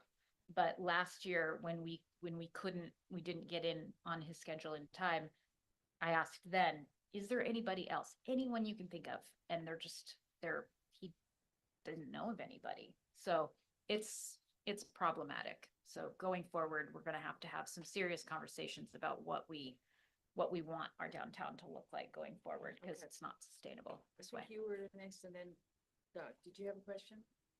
If we're still not on this topic, but Yes. if we're still going around. Doug, do you have anything to say on this Just one? for next year, there are lovely succulent hanging flowers that are drought resistant. Just throwing that out there. Okay, might be an idea. All right, so, all right, we're still in council concerns. Who has another one? Okay, Doug and Doug. Okay, Doug, go ahead. Yeah, I have a couple questions. In the Department of Commerce Behavioral Facilities Capital Budget, first saw it in the House budget, now it's in the compromise budget of April 26th. There's $18.5 million for something labeled as the Poulsbo Substance Use Clinic. That's the tribe. Just, I'm asking questions. What is it? So is this money that the Suquamish will be using to do? Yes, it is. It's for an opioid, it's an OTP center that it's been allocated to the tribe. It's an OTP center. It's been allocated to the tribe. We've sent a letter to the tribe that they have to cite it as an essential public service, and we haven't heard about timing. I'll keep you informed as I know more. And I know we've been talking informally that this may be occurring, but since this is now in there and our representative is touting it, I just trying to be able to be responsive so we as a community know what this is. Yep. Yeah. It's a big grant. We should be able to get a copy of the grant proposal, or the legislative proposal. I mean, there's got to be something in writing that describes, I would hope the legislature I would can- allocate that without some You sort can of ask those description. questions, but it is for an OTP. It's $18.5 million, and it is for the Suquamish tribe. Okay? And That's on what be- it is. on behalf of the mayor, I have reached out to the tribe and we'll be setting up a meeting with key personnel there to learn a little bit. And I appreciate that. I know it's just from the standpoint of now this thing's making headlines in papers. Yeah. You know, kind of building on what we were talking about with 8th Avenue realignment, and ongoing discussions about the desire for our community to be outside enjoying that, both from a standpoint of our parks, but also from the economic activity that we see downtown. Big digging around a little bit, going back to our 305 market analysis study. You know, one of the things that identified in there is that the recommendation, the first line of it is clarify what city leadership and residents want this area to become via sub-area planning process. If the city wants the area to become walkable mixed-use place, goes on to examples. We talked a lot about mixed use from a standpoint of a housing zoning perspective. But there is the other component of which is there a local improvement district? Is there a road improvement district? We could look at rethinking how all the way from the library to the north end of Poulsbo Village operate. There's empty office spaces, at least 15,000 square feet. We've talked a lot about underutilization of Poulsbo Village, but I think it'd be warranted either through, you know, the initiative of the 305 or, you know, a couple of the policies we have in our comp plan, whether it be under the economic development, I think it'd be warranted for us to say, is there a different way to align this to look at it systematically and not at the parcel level? I could also, What we want in that area. what do we want and how do we create that? And how does that connect to the rest of downtown? So we get people out of driving from parking lot to parking lot in there, because that's what effectively we have. But we have Centennial Park, we have the old Public Works building, we have the library, which is a community gathering. We have underutilized space on, you know, what could all of that look like going forward to help create more places for us to gather outside? I could use similar discussion with regards to Viking Avenue. I've mentioned a couple times, it's 5 lanes wide for about a half a mile. It doesn't need to be 5 lanes wide. That's back when we didn't have Highway 3 is when that got expanded, you know, can we put it on a diet? Can we take 2 lanes out? I agree. We have a couple of breweries over there. We have a couple of markets. We have fish line. We have some underutilized property that could turn into gathering spot. We've talked, it's just a question of funding. Uh, Yeah. so, and I guess I'm asking, it's on Front Street and Anderson Parkway. How do we get to the next step of doing something, whether it be sequential or we create options to go after it, you know, design study, funding, something where we start that process and going forward. We've had the complete streets study. Go ahead, Rick. Yeah, I absolutely agree. And I would even say Poulsbo Village, that let's extend it across 305 and include 10th Avenue. And because that's underutilized. And if we improve 5 there, we could do a lot more. We were just in the break talking about the complete streets. Josh is going to try to get us some things when he can. But we did, one of the projects identified in the complete streets for Viking is exactly that, narrowing, breaking up the center lane. Britt and I have been jokingly referring to it as the boulevard. Try to, you know, Building on that too with Viking, because I think there's opportunities in both locations. It's been identified, we've talked about I it. just want them to get the speed limit to 25. You know, what can we do to start, you know, bringing these up is, you know, every 6 months as a council, talk about that so that we don't rely completely on cars except when we're downtown. I agree. Well, Josh in the spot, and when he said he could bring it to us, but he said he's going to try soon. So We have the we have some pretty big commitments, but we've been talking about Viking Avenue for quite some time. And so we're all in. It's just a question of fitting it. I see with comprehensive plan coming out of the planning department, hopefully in the next month or 3. All right, there's a lot of things in there.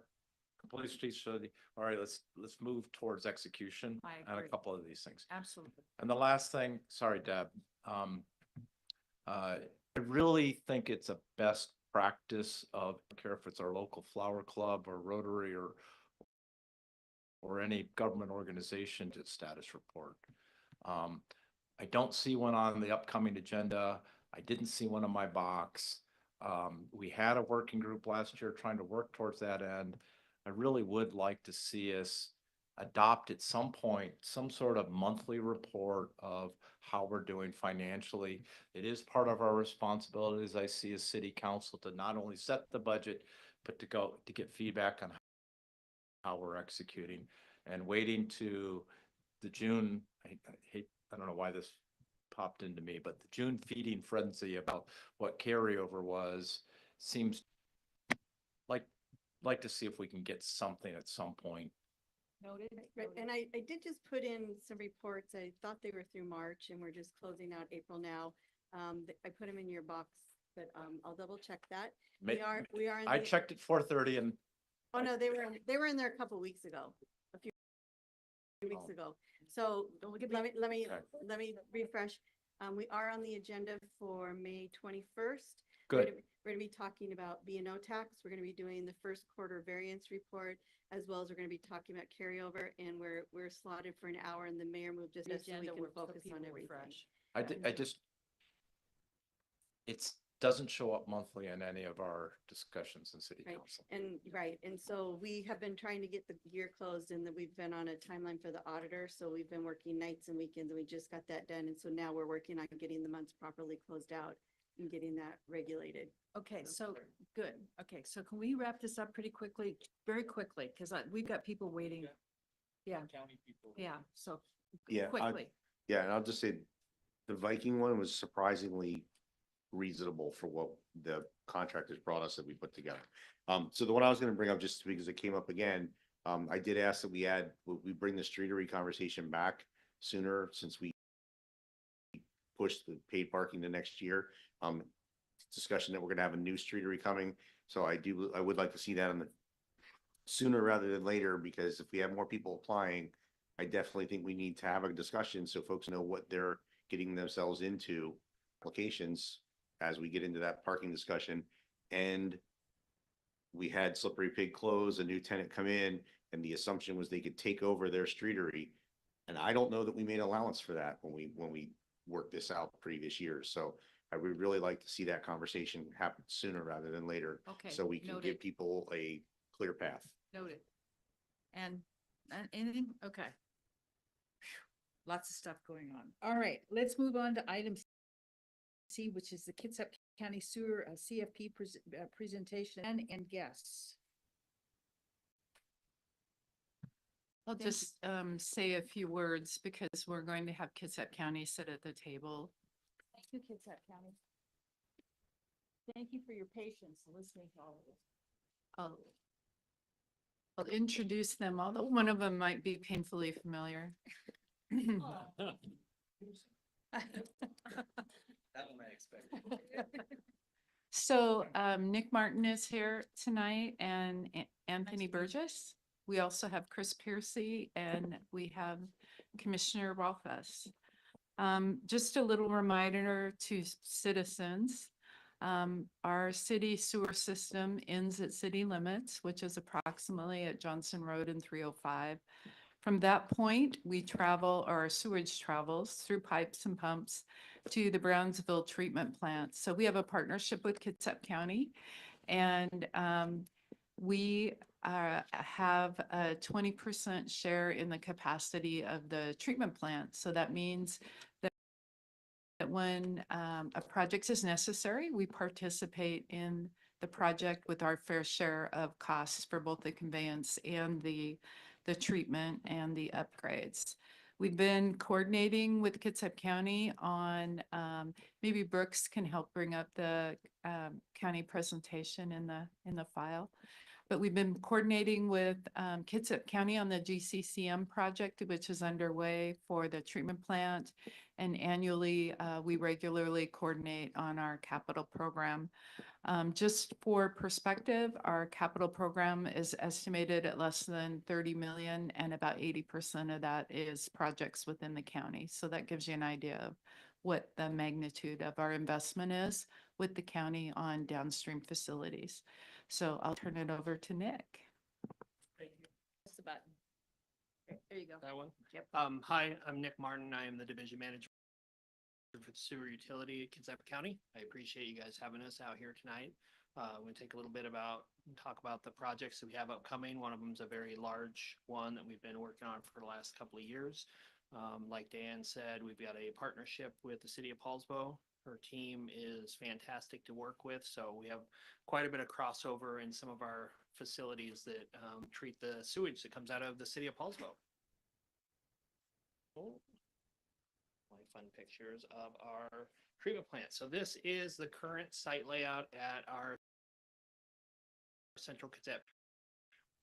The circular out of the page are our digesters, which are closing in on 50 years old, along with the two circular structures just above them that have what look to be blue tops on them there. There's our gravity thickeners. So what I came to show you today is this is off Brownsville Highway. So this is, and I've got a better picture to show you next, but this is the sketch of what we are doing out there, the solids project to handle all the sewage that we get. We are in the process of a project that will deliver 2 new digesters, and we will go from gravity thickening to rotary drum, which is a better thickening process, allows us, and it's just better utilization of our technology there and the system as a whole. So there's something a little easier, or it was a little easier for me to show here. On the right hand of the screen there is a chunk of property that we bought from the old sawdust processing plant that was next door to the treatment plant forever. That's where our new maintenance facility is going to go. You can see the 2 rectangular boxes in the very center of the screen that are over top of what a building that's currently there. That building that's a current maintenance facility, it is being tore down to make room for and process buildings. And then the 2 red circles with the box digesters that will handle not only the flow we have now, but the projected flow years at the plant. Uncoupled from the city, taken all the septage in Kitsap County and some septic counties and all of the fog in the county as well. So at the bottom of the screen, there's a couple of boxes down there to show where our new fog and septic receiving stations will, fats, oils, and grease. Sorry, I have a bad habit of using acronyms and not explaining what they are. We have a little bit of work that goes on in our process building, with box on the left there, just a little bit of work to help the rotary and some of the other ancillary pieces that go into this project. So our current schedule right now, we should be through design by mid-June. We're going to be into final design in October. We've been delivering this process through a mechanism called GCCM, which is General Contractor Construction Manager. It is effectively the way you do that is you have a designer on board, and then we bring the contractor on at somewhere between the 15 to 30% design process. That way there we have the contractor on board. They help with value engineering, making sure that we have everything. And what it leads to, what's called a MAC, which is the maximum construction cost.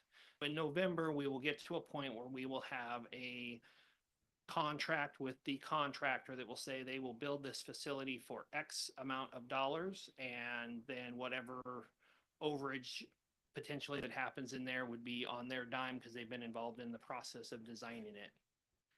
We have, I will go back here. It is.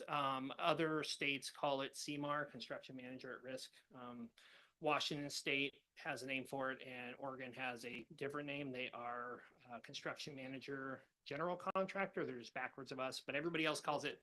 Good process. You get picture general contractor instead of low price technically accepted. Correct. So your superintendent project manager that's doing this, they get to pick. Yeah, and like I said, they're involved in the process early. So you have the expertise of the company involved right out of the gate. So they're talking with the design firm, city around what can we do here? You know, is there things that we can change to drive price down? Is there some process wise that we didn't think about?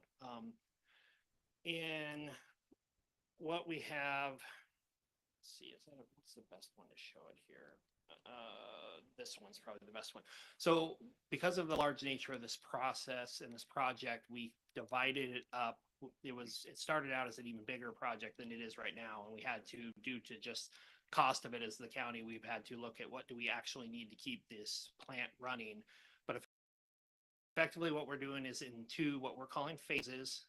And really where the dividing line is, the maintenance facility and the septic and fog receiving will be potentially into phase 2. And all that means for this in particular, all it really means is it'll come at the tail end of the project. So we're talking probably 3 years, 4 years now before it's commissioned.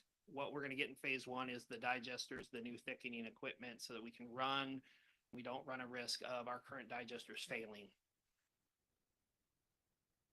And now the thing that everybody's always excited about. So right now at our 60%, the cost estimate is $163 million. Of that is Poulsbo share is a little over 20 million. So we've done extensive amount of work to make sure that the city of Poulsbo is paying for the things that the city of Poulsbo is utilizing. So no fog, no septage, making sure that they're getting the appropriate rate for any conveyance pipe that's in there. Us and your guys' public works department have went through a huge effort to make sure that in the cost estimate that it's broken out so that we make sure the stuff that the city of Poulsbo is utilizing to treat their sewage is what you guys are paying for. We are, because of the large nature of the project, we have been for the last couple of years now, me and my staff have spent a ton of time going for every dollar that we can find anywhere. We made it on the spending last year, and then they wiped off all of the money allocated to anybody. So we missed out. We're third in line for CA funding, which is defensibility. I can't remember what the A is now. Again, we just got we were just let in on the other day that they cut 50 some odd $1 million. There was 11 million bucks is what they ended up allocating to it. So we missed out, but we ranked third there. We went for DCIP funding last year. There was 182 applicants were set up to go again this year. So we're working tirelessly, but every time we get, it seems like the funding dries up. So I guess before I continue, is there questions around the solids project? And we can talk about some of the other projects that we have. Just a background question. On behalf of the ratepayers of the city of Poulsbo now, changing my hat. It was a number of decades ago, more than a few, that the city actually had its own little sewage facility. And in a negotiation with the county, we gave that up and combined and joined forces. And we undertook the contract responsibility of 20% of the facility. I assume that was based, including on population ratio and other factors. Can you share that? I think I know the population of the base and Silverdale and other outlying areas have grown large. We've grown some. I don't think we're quite 20% of the rate paying population, but I'm trying to understand better that fundamental piece of this equation that your presentation entirely is resultant on. I'll pitch it to Diane because I know she was here. But it is, your guys' rate is based on flow and capacity in our digesters. But Diane, I'm sure can talk more around. Yes, I'm not sure what the original purchase was when we joined the treatment plant, but when I came to the city, we owned 0.95 MGD of a 6 MGD plant. That was 15.3%. We were exceeding that amount in average daily flow, and so we increased our amount to 1.2 MGD, and that's 20%. So we pay for 20% of the capacity that we have reserved, not necessarily the population comparison. But on the flip side of that, for the facilities plant, we pay on a percentage of actual flow. So Kitsap County has meters, they can measure actual flow. The thing that's interesting is Bangor hasn't actually grown and increased flow over the years. They originally had a very large piece of the capacity, but they weren't increasing their flow to the treatment plant significantly. So we were able to buy back some of the military's flow, so to speak. They're charging us Volume. actually on the volume we use. It has nothing to do with population or acreage or anything. Okay. The new digesters, are they intended to augment what's there or replace what's there? Replace what's there. So well, a little bit of both. So because of capacity projections, both for the septage that we take in the city of Poulsbo, Bangor, city of Silverdale, things like that. Our current capacity right now sits at about 1.3 million gallons between the two digesters. They're both 0.65 in that range. The two new digesters are both 1 million gallons apiece. The idea there is that we will be, at least for our next 40-year outlook, we have enough capacity to handle anything that would come to that treatment plant. So would it be build the new ones and then maybe take the old ones offline until That is- capacity reaches that point? 'Cause you Well, mentioned better technology. That's why. Yeah, we're building the new ones. Right now, our current plan is to mothball the old ones. We had originally started out thinking we were going to rehab them. The issues come with that is we haven't had those digesters open in well over a decade. So what happens there is you can spend double the amount of money to rehab a digester that's 50 years old than to build a new one. So our original early on, before about the 30% design level, we were building two new ones at 0.65, and then we were going to rehab the two that are there. And just from the cost estimate of just rehabbing them, we realized that we could build two substantially bigger ones and handle any flow that we have anytime soon. One of the things that we have done that we've got in the project for future down the road is a different way of processing it. They're called meso digesters now. Thermophilic is a different way of handling digestion. So what we've done, what I put in place to make sure that we have the ability, if we need to go to that, is the walls are a bit thicker and we have a different coating. The cost for us now is minimal, pennies, less than pennies on the dollar. And it gives us the ability that in the future capacity, we could turn them into thermophilic digesters and we could start that process. But it just sets us up where we have the ability. So we're basically putting them in the system someday, but for now. At the moment, yeah, that's what we're sitting. What we're trying to understand is, I'm trying to get to a point where we have the two new ones up and running and we can look at them, because there's some structural potential there that they may not even be worth saving. We may end up having to just completely demolish them altogether. Again, we're one of about a dozen installations that still have digesters that haven't had a major amount of work done to them, that are closing in on 50 years old. So Thanks, Mayor. Given the the degree to which the county continues to grow, given the economic investment we're talking about making in this location, do you have adequate land around the current facility for future expansion? we do have adequate land. We own the 40 acres to the, is that southeast-ish? Okay. We have plenty of land. Not an issue then. yeah. Okay, I just wanted to make sure we're not investing in this and all of a sudden we're gonna be, No. landlocked or No, something. no, Okay. we have plenty of area. All right. It's surprisingly easy to pick up land next to a treatment plant. So. All right, thank you. Imagine that's true. Okay. Anything else on the solids? Talk about some of the other projects we have going with the city of Poulsbo.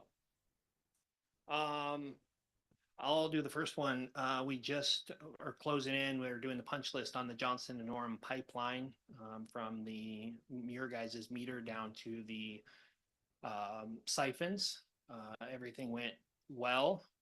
We were, I think when we originally bid it, it was half of what our engineering estimate was. And all in all, I think we ended up with a couple $100,000 change order in there to pick up some odds and ends, but I think it went really well. It's up and running. It gives us the ability to not, again, worry about pipe that's 50 years old through there. So. You're up, kid. There was a question on what caused the spill. You're taking a replacement of a smaller pipe, putting in a much larger pipe, which actually helps with your capacity needs as Poulsbo also continues to grow very quickly.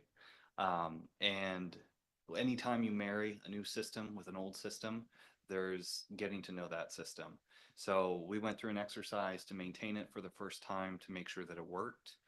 We ran into a challenge.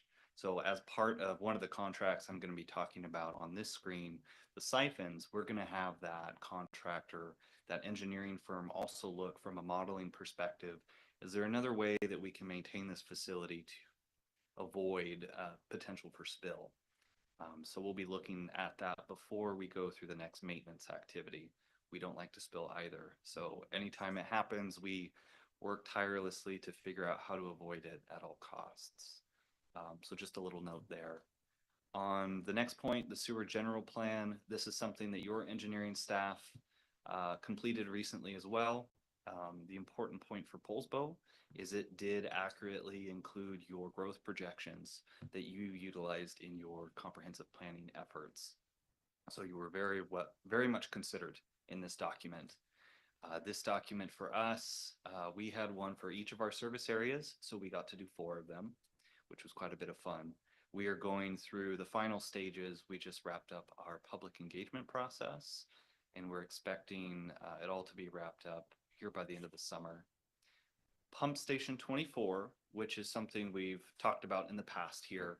It's our largest lift station in our system. It handles all of the sewage flow from City of Poulsbo and Naval Bases Keyport and Bangor.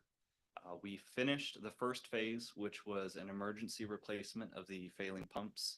Much like Charlie had mentioned earlier, where you have a station operating on one pump, we were in the same situation not too long ago through a wet season, which is a very, very stressful place to be. All 3 of those pumps have been replaced. They're working fantastic. Now is the next phase where we also replace our electrical equipment, which is significant. We hope to be through design by the end of this year and be able to pre-procure all of the, what we call long lead items. Electrical equipment is very difficult to get still. We're still facing that impact post-COVID. The siphon, which we're very excited about, is looking at the two 12-inch siphons, which take Poulsbo's flow from the Lamolo side over to the Keyport side. We had a contractor called Pika out of Canada take a look at the condition of those two pipes. And not surprisingly, they're in not great shape. So we moved quickly with the input from your engineering team to combine with Carollo Engineering on another contract. They're working with us on Suquamish treatment plant. The two projects are very similar in that we're looking at an alternatives analysis. So we will work in tandem with your staff to figure out the metrics at which we create. We're going to aim for 3 alternatives, and then we'll pick the preferred alternatives from there. Do we need a brand new siphon? Do we need 2 siphons? Can we utilize the old siphons? These are all questions that we're asking and we're considering. This is not a small project. It will be a large impact. It will be substantially difficult to permit. So we want to make sure that we consider all elements of the project from the beginning so that we can avoid any surprises once we're under design and chasing those grant opportunities. And we'll have our kickoff meeting with your staff here in the next few weeks. Back to you, unless there's any questions on what I just went through. Just as you're going through projects, you probably are experts at this, but as we see cuts in federal dollars and increase in military spending, maybe we could build these as issues of national security since they serve as 2 critical military installations. There is intention to work as collaboratively as we can with our federal neighbors, especially with some of the real estate challenges we're going to have with the siphons. So those are conversations that we will continue to have. That's not outside the scope because there is growth occurring on Banger. And so that, I would go back for the that one that got cut off because that Banger is only going to increase. Yeah. Regardless of what we see happening, it's not happening at Banger. So yeah, I said, I'm watching buildings being built right now. So we've had success gaining support from the naval commanders. We were the first infrastructure recipient of DCIP funding. I'm not going to remember the acronym, but that was, I believe, $10 million of grant funding for our emergency force main replacement project. So it's well understood that if you flush your toilet on base, it's coming to us, and we are critical to mission success. Yeah. And actually, our last call, the captain discussed the fact the part of the reason the pipes on base are standard that is so limited that they really can't handle any more flow. Because it was in response to a complaint about why the government only buys single ply toilet paper, because that's all the pipes can handle.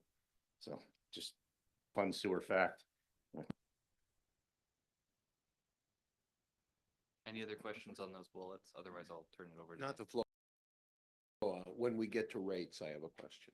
Oh, it was just a bullet. We're working right now. We finished our rate analysis, our first projections back to the board. They gave us a nod. We're working on public engagement of setting our rates, and we'll work through that through the summer. No rates conversation today. No. No, we're not ready.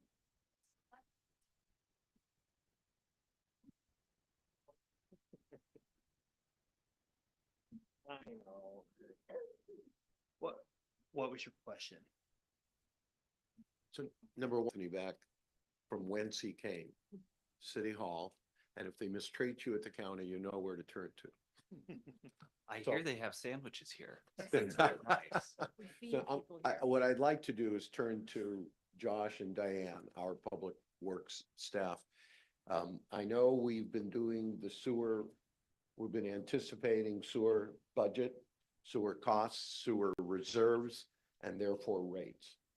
what is the timing on getting into alignment such that we stay ahead of the curve for our ratepayers?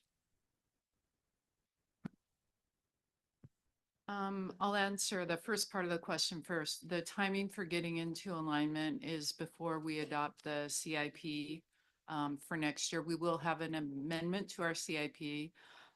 For example, over the next 6 years in the current CIP that we have 13 million currently that we've been carrying for the treatment plant. As Nick shared, the investment is closer to 20 million, but that's split into 2 phases. And so it'll be spread out a little over time. We're absolutely fine for the next couple of years in terms of what we've anticipated. But what I see in our next rate evaluation that Financial Consultant Services Group will do for us is that we will be borrowing more money than we had previously planned. So we're looking at Public Works Trust Fund for sewer, and that also frees up funds for other things like the Public Works facility. So those are 2 things that are important. The other thing is Chris Piercy and Nick and I have been talking about our agreement with Kitsap County. We anticipate after they go through their rate adjustment process and specifically look at connection fees, that we may make some modifications or work through some potential modifications to that agreement. The way the agreement is written right now, we're absolutely tied number that the county has plus whatever number we have. We may want to relook at how that's worded to give Poulsbo a little more flexibility depending on our funding strategy. The other thing is we did write a letter of support for the most recent grant application that went in at the county, and we'll continue to do that. But if Nick has a feeling for the percent increase that you're looking for at the county, if that's been shared publicly, we'd be happy to hear that, but I'm not sure if you've gone through your public process yet. So I'm okay with that question just moving on. I think it's all about timing. It's not fair to put out numbers when we don't know.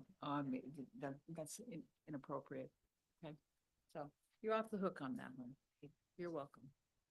Rather have accurate than soon. That's what I like too. Okay, questions for the county. First of all, thank you very much for your patience and being here tonight. We're running a little late this evening. That was a great presentation, so thank you. Thanks for having us. Questions for the county? Love those siphons. Keep doing good work. Would it be appropriate to invite our county commissioner up to share any remarks or insights? Are you good? She wants to go home too. All right, thanks, guys. One more thing I'll leave with you guys. You guys, I'm sure you already know, you have a great group in Public Works. It's an absolute joy to work with Diane and her whole group, so. You guys have a great team there too. If That's that my would convert to a understanding as well. discount, we'd love it. Yeah.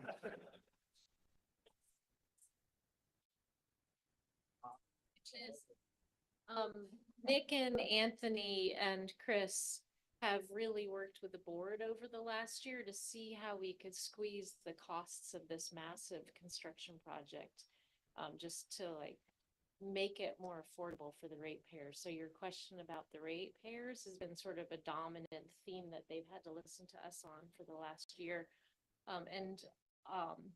So we're in a place where they're going to be doing public meetings and getting feedback and all that. We're in a place where, yeah, this is an expensive project. It's a generational infrastructure project. And I want to thank these guys for the work they've been putting into like grant after grant after grant. And you got a few, I don't think you mentioned it. We got some like low interest loans Yeah, and stuff, right? We've gotten some low interest loans, SRF and Public Works Trust Fund. Like I said, we keep getting close. We'll get there. We'll get there. Great team. Yeah, and we're gonna keep going, and we appreciate the partnership with you guys. Great team. Thanks, guys. Thank you. Thank you. Okay, on to item D, which is special events in June, and this is Jeff. And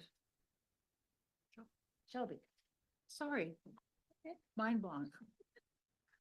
Jeff and Shelby. Good evening, Mayor, Council, and citizens. We're pleased to be in front of you today. Shelby is going to be, you met her last month as we went through everything. and She's done a wonderful job preparing a synopsis of 8 upcoming events. With that said, I'm going to hand it off to Shelby. Hi, good evening, everybody. First, I'm going to bring up the VFW Memorial Day event. It is happening on May 26th. It's going to be to honor all those who have served. They expect about 200 spectators, and it's going to be down at the waterfront park. Next is Pets Walk with the Kitsap Humane Society. It is on Saturday, June 7th. It'll be pretty much an all-day event. The race starts at 9. It's a 5K run, walk, and a vendor fair to raise money for Kitsap Humane Society. They're expecting about 500 attendees and 35 vendors, and it'll be Lions Park and the waterfront park. Tuesday, June 10th is June Tunes concert with West Sound Academy. Students plan and rehearse, and it's an all-day event. You can come down and hear the kiddos singing. There will be about 20 kids. They expect roughly 80 people in attendance, and it'll be down at the pavilion. Next is the North Kitsap High School Class of 2025 celebration. It is Wednesday, June 11th, and it's up at Robb Park. It's an annual event for graduating seniors to get together and have lunch. They expect about 200 kids, and there will be 20 staff. The next day, on Thursday, the 12th, there's the Poulsbo Middle School end of year picnic, also an annual event for their 8th grade students. They also expect about 200 participants, and it is also at Robb Park. Next we have. We just party on and on. don't You we? know, June is very busy. Next we have the Bash at the Bay with Young Life and Empowered Church. This is also an annual event they have down at the waterfront. It will be Wednesday, June 18th. It's a celebration for Poulsbo and Kingston middle and high school students. There'll be music, games. They expect about 300 participants over the course of the time that they're there, and it is down at the waterfront park. And we also have Midsummer Fest and the Viking Bonfire on Saturday, June 14th, celebrating the change of the seasons, all the fun dancing and musicians, and then of course the bonfire. They're expecting 300 plus participants for the fest and 100 participants for the bonfire, and it is also at the Muriel Iverson Waterfront Park. That is, the setup for the fest is from 11 a.m. The dancing and all that is happening starting at 12 p.m. and the bonfire starts at 7. And then finally, we have the Makers Fair with Cultural Arts Northwest. That will happen Friday, Saturday, and Sunday, June 27th through 29th. They're expecting 39 booths daily, over 2,000 people over the course of the weekend, and it is also down at the waterfront park. That is all I have for you. That's a lot. Well done. Thank you. Yeah, I just wanted to point out in the middle of that, there you have North Kitsap High School graduations on June 13th, and then Kingston's on the 14th. So not official city events, but gonna bring a lot of people into the vicinity Oh, very true. on those 2 days, and traffic and everything associated, so. Thank you. Only thing to add is we are getting cost recovery back from some of these events. So it's gone pretty smoothly so far since we've implemented it. And Play for All opens Saturday, right? Sunday. Play for All is this Saturday at 10 a.m. Saturday at 10 a.m. Any questions for All. Shelby? Thank you, Shelby. Appreciate it. Okay, on to ordinance number 25, something Poulsbo municipal code 2.16 municipal court update, and this is Amy. Hi, Amy. So this is just a change in the current code that we have. The court operates under rules that are set by the Supreme Court, one of them being GR 29 which says that a single court with one presiding judge will designate a pro tem, a designated pro tem that'll be on file with the state. So in the absence or illness of the judge, then the pro tem will step in, and that way the court continues to operate. Currently, the code says that the mayor will appoint. We're just changing it to reflect what the general rule from the Supreme Court says. I don't want to appoint anyway.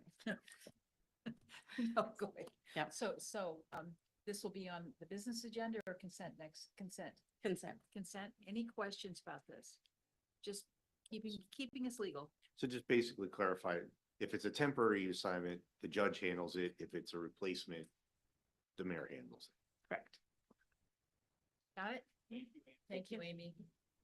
Okay, now we have the Poulsbo Event and Recreation Center project update, and this is Diane.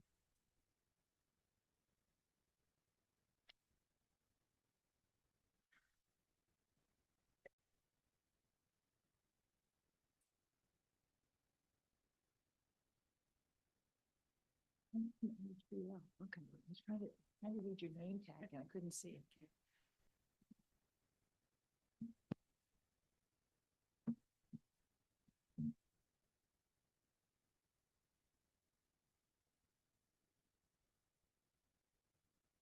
Thanks, Sparks. So I'd like to introduce a few members of the team that are here tonight. Next to me is Craig Skipton with AHBL.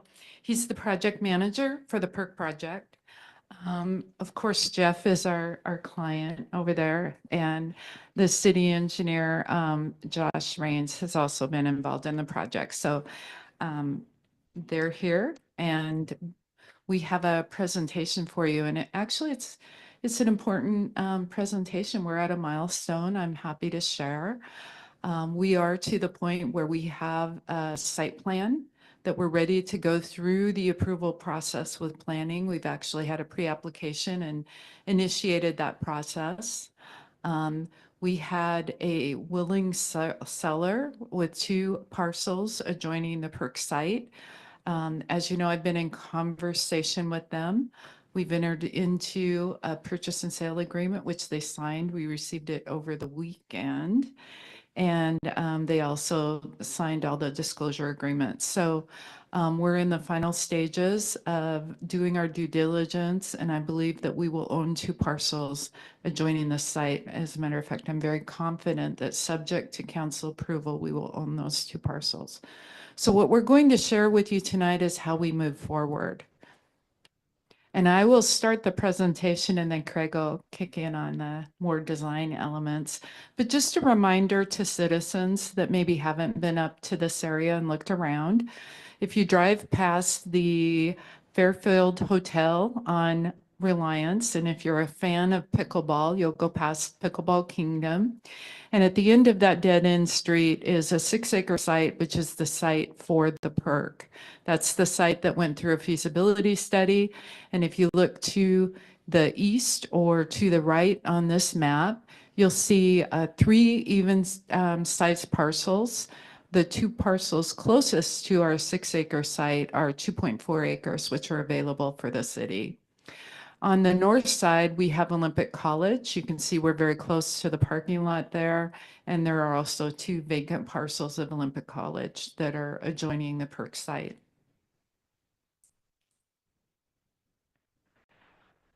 Just a reminder to everyone, Carla Botten, our previous planning director and a consultant to the city, completed the leadership of the feasibility study in 2023. I just want to let you know that we are continuing to use all the work that was done as part of that feasibility study to guide us in what is happening at this site.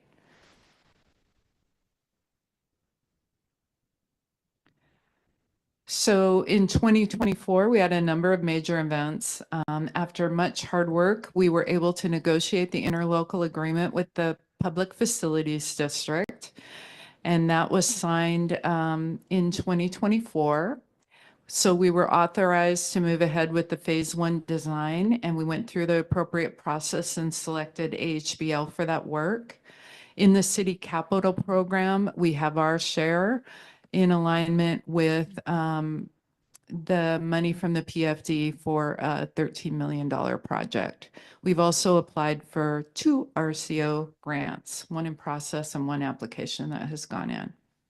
So with that, I want to just turn it over to Craig to talk about the project and the design from where they picked it up this year. Great. Well, thank you, Diane. Again, my name is Craig Skipton. I'm a landscape architect with AHBL. And I'm very excited to be here with you tonight and to share the progress we've made so far on phase 1. So let me get started. So things we've completed so far, and they are instrumental and fundamental to our design phase work. So the site survey is really important. That has been completed, and for the additional parcels as well. That's mapping and documenting all the grades, property lines, easements, and making sure that that's all valid. Super important for us, so we have a solid base to work from. Also important background information that's completed, that is now part of the project, is our geotechnical analysis. And that is a really important piece if you're going to be building buildings, working to infiltrate any stormwater. So that is complete. We have identified one location on site that's potential for infiltration as part of our due diligence for stormwater control and management on site. So we're investigating that and have a monitoring well installed to review that. So that's all part of the process for permit application. We've also been reviewing precedents. We have a wonderful feasibility study that we've leapt and started from. And so that's definitely fundamental for us, but we've also been using some of this information, this fundamental information, to work with designs. So working on some precedents. And Diane mentioned already that we had our pre-application conference with the city of Poulsbo. That was great because we got to learn about some must-haves that we weren't, we were thinking they might be included or need to be included, but realized that yes, they do need to be included. One of those is a parking analysis or a parking study for the site. So, and that is in the works as well. And then the next step, which is on the next slide, is our validation study. So this is where we started, really, when we had that verified information about the site, the size, actual dimensions, actual grades. This is where we actually began really digging into the design and layout of the fields. Looking at that as the main driver for phase 1, as we all know from our feasibility study. So really looking to just test out the options and find the best configuration for the site. One of the things that came out of that is the current design has 2 fields at the same rough elevation rather than a tiered layout. Yeah, and so with that, I get to share with you our site plan for phase 1, which we're super excited about. This is a rendered plan, so a little bit easier to read than construction documents. Not that we're there yet, but this is a lot easier to read and shows you those field layouts and some of the other site elements. So just let me point those out real quick. We do have the 2 fields. They're set up as soccer fields primarily, but they're also set up as multi-use fields as well. So what's wonderful about synthetic turf, which these fields are going to be, so that they're fully functional year round. And so the great piece is that you can add lines or add tick marks for other sports. So primary use is soccer, secondary uses will be lacrosse. And this is part of the refinement of our 60% phase is getting to fine tune those points. But lacrosse, ultimate frisbee, and other sports that can be installed, and even smaller soccer ball courts too as well. Right now we're showing 6 pickleball courts. That might be a little bit much for the site, so that's something we're testing out for 60% design as well. It might end up being closer to 4, but we wanted to sort of get a feel of what that would be at 30%. And then otherwise, we have a couple multi-use courts as well. Those could be restriped or striped additionally with pickleball court layout as well for temporary net layouts. So that's something we're studying in 60%. With that, these additional parcels, we've gotten more space. And so with that more space, we're adding parking for the phase 1, where if we could squeeze it in, but now we have a little more room. So we have more room, about 100 stalls in this layout right now. And the other piece is buildings. We have 2 buildings shown right now and 2 shelters. So 1 restroom building and 1 storage building. So this gives you a basic layout, and what you can see on the east side is that second parcel is undeveloped as part of phase one. Question. Wasn't there some discussion of the ability to have a facility that could lend itself to concession stands, sheltered? We have had lots of conversations about that actually, and Mhm. part of that programming, a review and discussion for phase one was with Parks, and Jeff was instrumental in being part of that conversation. We're actually leaning towards food trucks now, and that's more of a common thing that happens at athletic facilities. So a hot dog stand within the restroom building is not as typical as it used to be.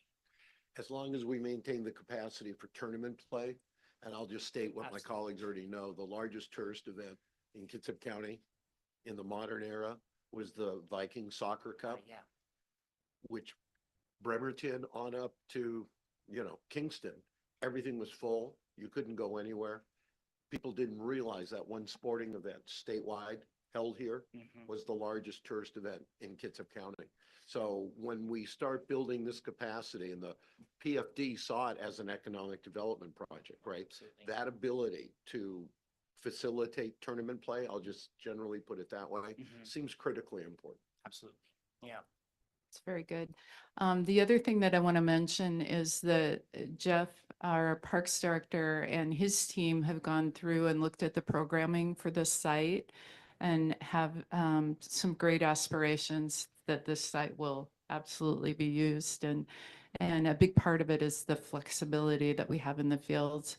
The other thing that doesn't necessarily show up on this picture, but it will be on one of the other ones that we'll show you in a minute, is there's a walkable trail around the perimeter, and there's ADA access intended up north into the Olympic College, and those are important.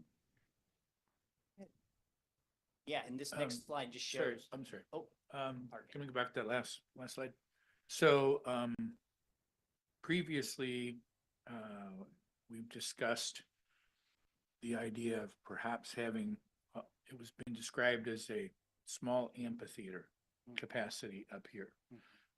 Because we've got these huge open spaces. My recollection is part of the reason we were thinking about that is because there were some elevation changes, I believe.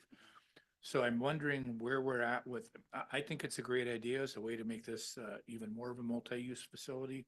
Where are we at with the discussions about amphitheater, some sort of special, being able to host special events or festivals here? So the fields could be used for some type of event. There is a grade change on the north end between the upper field and Olympic College. The property that would serve as an amphitheater would be currently college property in what is the buffer on the edge of their property. So that would take some work. It hasn't been forgotten, but if you just take a look at the site, and with the runout areas on the soccer fields, which weren't fully shown in the feasibility study, there isn't a lot of extra space for something like that. So we'll have to get creative. And it could even be that people are on the pickleball courts watching something on the upper field. It could be something that's designed on the lower part adjoining the parking lot. So there's a little bit of flexibility in that regard. There's not a lot of room. It's a pretty tight site.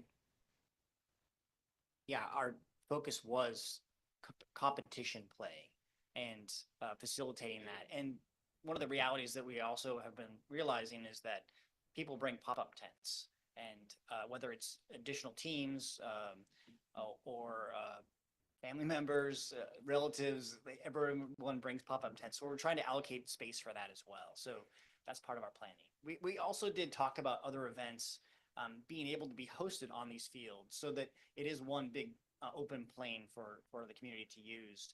And it could be a place that a pop-up movie or stage gets installed. That could be for projection screens as well. I would encourage us to continue working hard to do that, because it was part of the feasibility study. It's something I sort of feel like we promised to the community that was going to be part of it.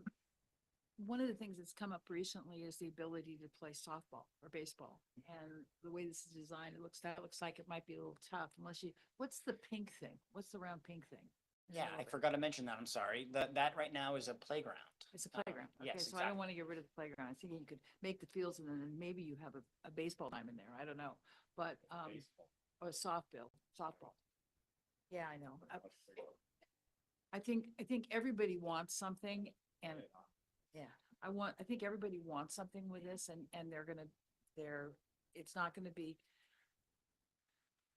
it's not gonna be perfect and, not everybody's gonna get everything they want. And I understand that. I just thought I'd ask. I think I remember talking with you about this, Doug. I can't remember. Kind of early on, and one of the questions I asked was that very question, can we use this for baseball? And I believe I was told by some people who have, worked a lot with that artificial turf, is that baseball does not work particularly well on that because you've got base paths that end up getting very worn out, Okay. where the rest of the surface does not, unless you're prepared to have dirt base paths, and then that kind of screws it up for soccer and other play, right? I can't remember if you and I talked with somebody about, maybe it was Carla. It requires more care and maintenance because there is somebody sitting at first, somebody at second, somebody at short. There's the batter's box, so that they do take more care in feeding, but it is the standard now in the Northwest to go synthetic turf for softball and baseball. Yeah. And it really gets into schools play it, and they want to start the 1st of March, and usually grass fields are not playable. They're just soupy, so we're starting to see them fairly consistently. Yeah. But just thinking about a soccer field's 300 feet long, 320 feet long. Baseball is 320 by 320, right? Sides, yeah. On the sides and 400 in the depth. So it's effectively 2 football fields as a baseball. Pretty tough. Yeah, that's the challenge. And these two fields, the upper one is a youth field and the lower one has a lot more flexibility. It's a little bit larger. It's an adult full-size field.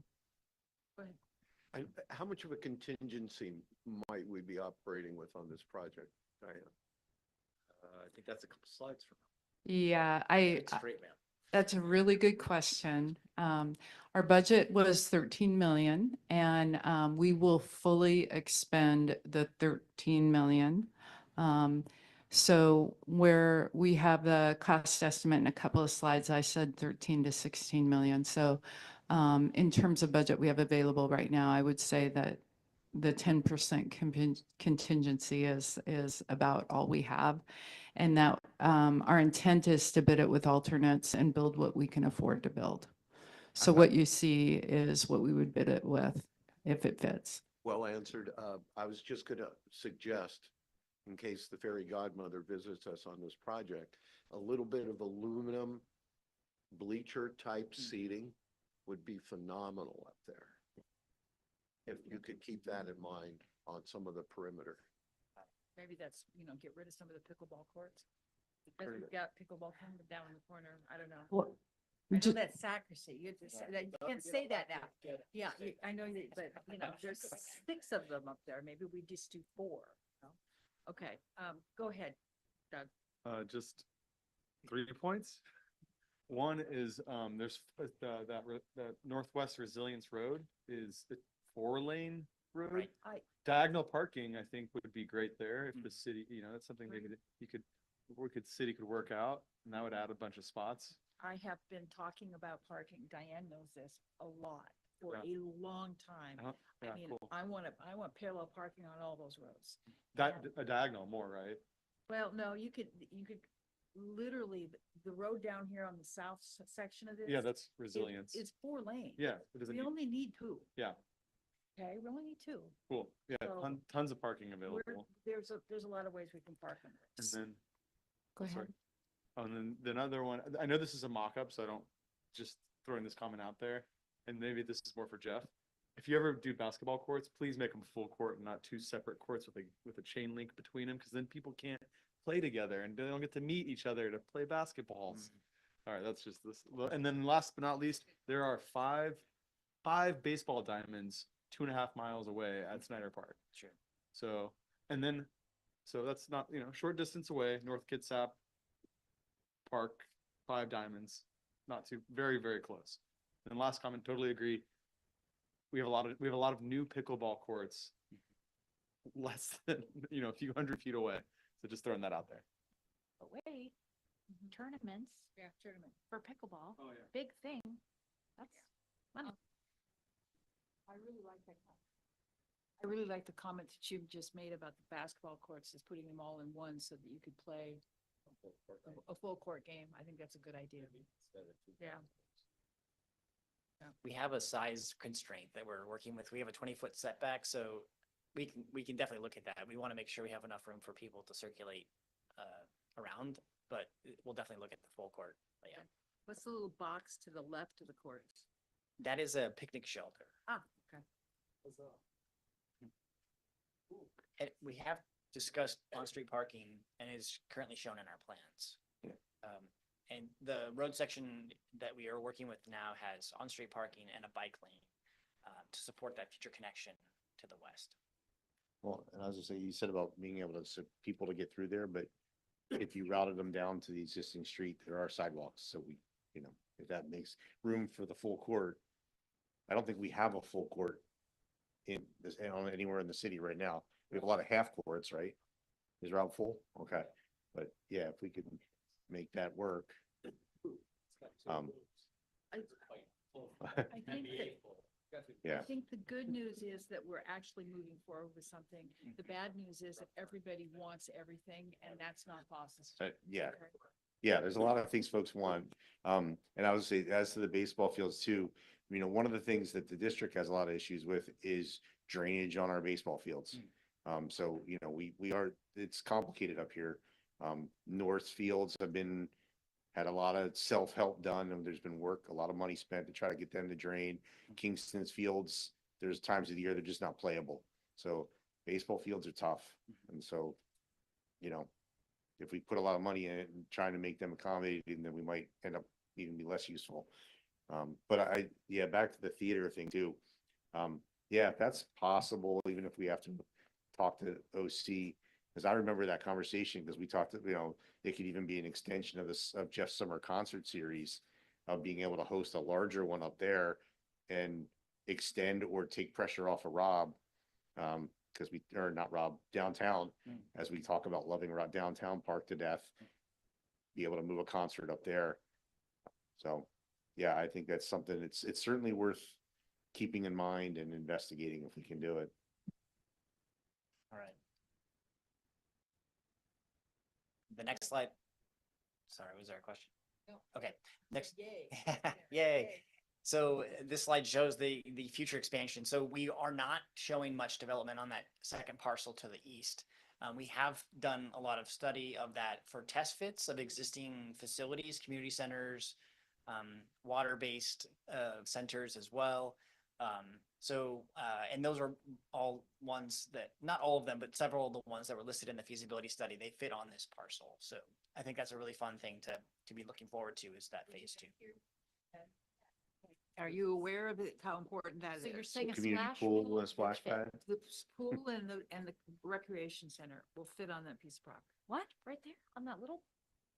Really? So Get too I thought we. you guys, Nordic, okay, no? so let me just say that piece of property is 1.2 acres. The YMCA in Silverdale is 1 acre. So the YMCA in Silverdale, that type of structure does not fit on the parcel, but a recreation center does. It just needs to be sized to suit the site. And so that's what Craig has shown there in that blue building, is you could certainly have something there. So I'm sorry, Diane, I'm confused. This area you're showing and with the red around it, this is the property that we're currently purchasing. Is that correct? Yes, it's part of it. There's 2 parcels, the one right next to it and that one.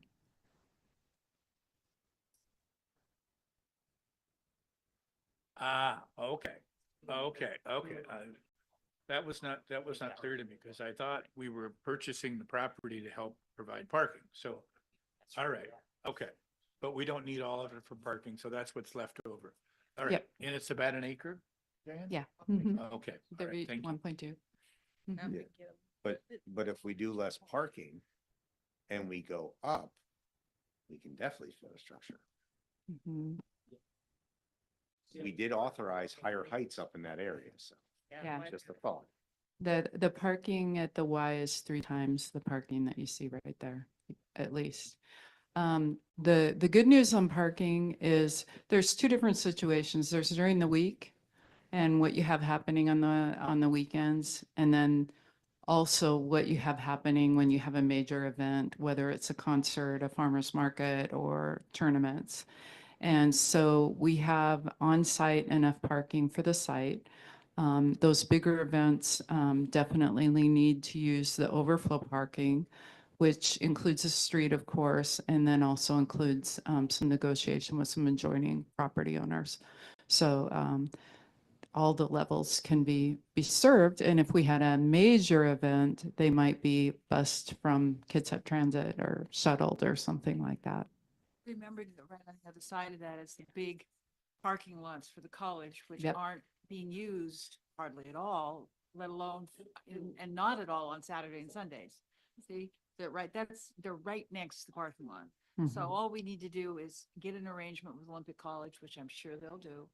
And for overflow parking, we create a little trail and then people can park at the college. And Pickleball Kingdom's the same way, yeah. So we're good. Yeah, go ahead, Pam. There's a forested area to that right there to the left. Is that spoken for? Is there anything currently happening? Cause I'm thinking about. The Strickland property. That's the Strickland. Okay. Okay, all right, trying to keep up. Okay. Okay, but I think this was before stuff- your it time. could be snatched up. You know, We tried. potentially. We tried. Okay. Somebody Try can again, come in and also, take advantage of, what I'm saying is that, I think as I think this is great in looking at the parking, but I'm looking at that future road connection. That would definitely be, an impact if that wasn't, obtained by the city and there was another development that occurred. Having, living in an area where there are folks that get to Snyder Park,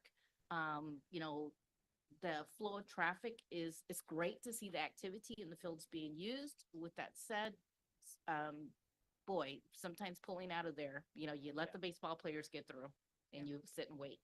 So. Got it. Noted. Thank you. So this is just a fun slide that show our phase 1 plan in context with the surrounding college marketplace and Olympic College in the neighborhood to the west. So yeah, just a fun graphic to show how it's going to fit with the site. It'll fit. Oh yeah. And then this is just a little more eye candy for you all. We do have that north wall, so just trying to think of it as a placemaking element as well. And just like thinking about celebrating elements of the site and really trying to celebrate the site as well.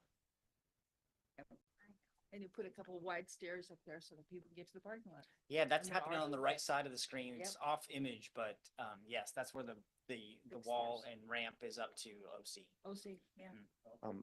Becky or Ed, the future college plans, like with the Allied Health Center, and all, none of it includes that college-owned parcel, right? It's the one that's labeled college-owned on that map. Not yet. It's the other direction. Not yet. The Western wanted one, but that was the far right one, but they didn't get funded.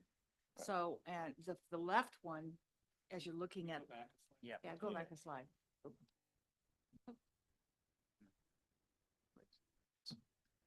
Okay, the one that's on the left, like closest to the fields, is Olympic College. The one on the right is Westerns.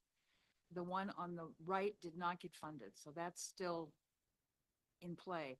The one on the left, as far as I know, there's no plans for the Allied Health Center to use that. Have you heard anything for them to use that, the left one? That's what I was trying to remember. I think, because I think all the construction is on the north side of the parking lot, right? Yeah.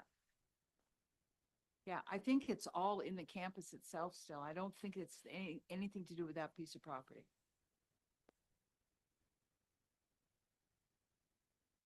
Okay. It's nice eye candy. I like that. That was nice, It wasn't is it? nice. And then just a quick run through of what's left for us this year in our schedule. So we're in May now. We are in 60% design. It's running through June. Our submittal for the permit submittal is June 18th. So lots of pieces in play that are coming to conclusion here in 6%. So as I mentioned, that's our permit submittal as well. Permitting processing will be running through June and September while will be finishing 100% design. As the permitting gets approved and processed, we will go into advertise for bid, and then we're scheduling that for October, November, with the award to contractor in December. And I'm hoping that we can have a little groundbreaking in December, like Merry Christmas, and dig some I love that. shovels in the snow, and so that we can groundbreak in December. So seriously, well, we have a contract with the PFD it doesn't say that specifically, but it would sure be a real show of intent if we were to do that.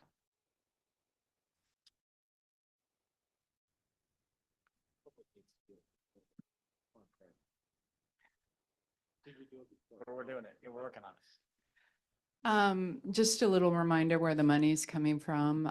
The Public Facility District is providing $8.7 million for the project. That's 1.6 million in cash, not from their reserves toward the project, and then 7.11 million, which is a bond. The city of Poulsbo is currently providing 4.29 million, plus the property acquisition. So we weren't originally planning to purchase that property right now. So that would be in addition to the funds that we had in mind.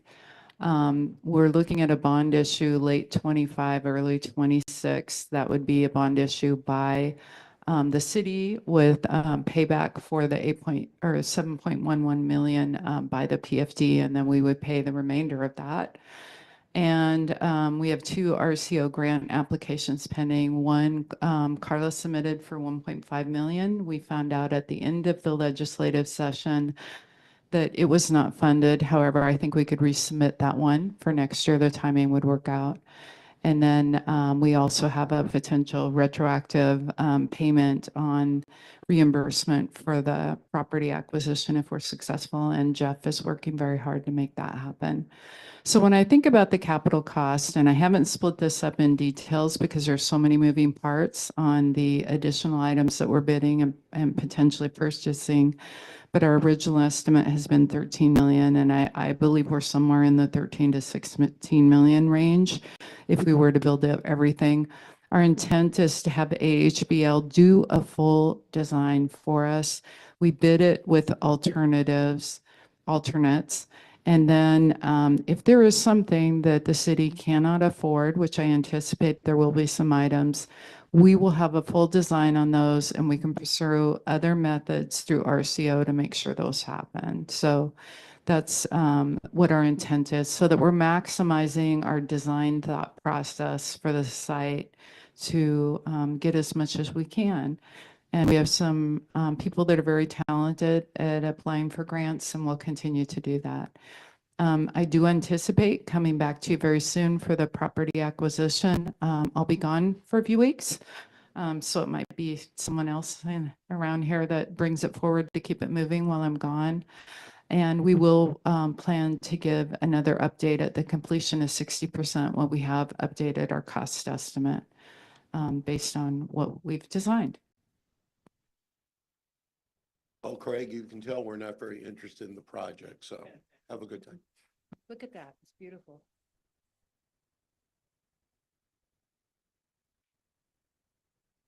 Good work.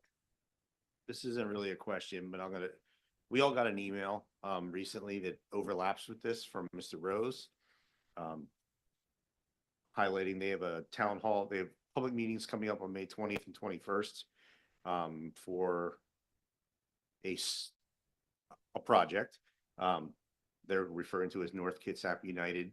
I know the council, I think it was before several of us were on, but council passed a resolution opposing that, and that was part of the email questioning why we would do that.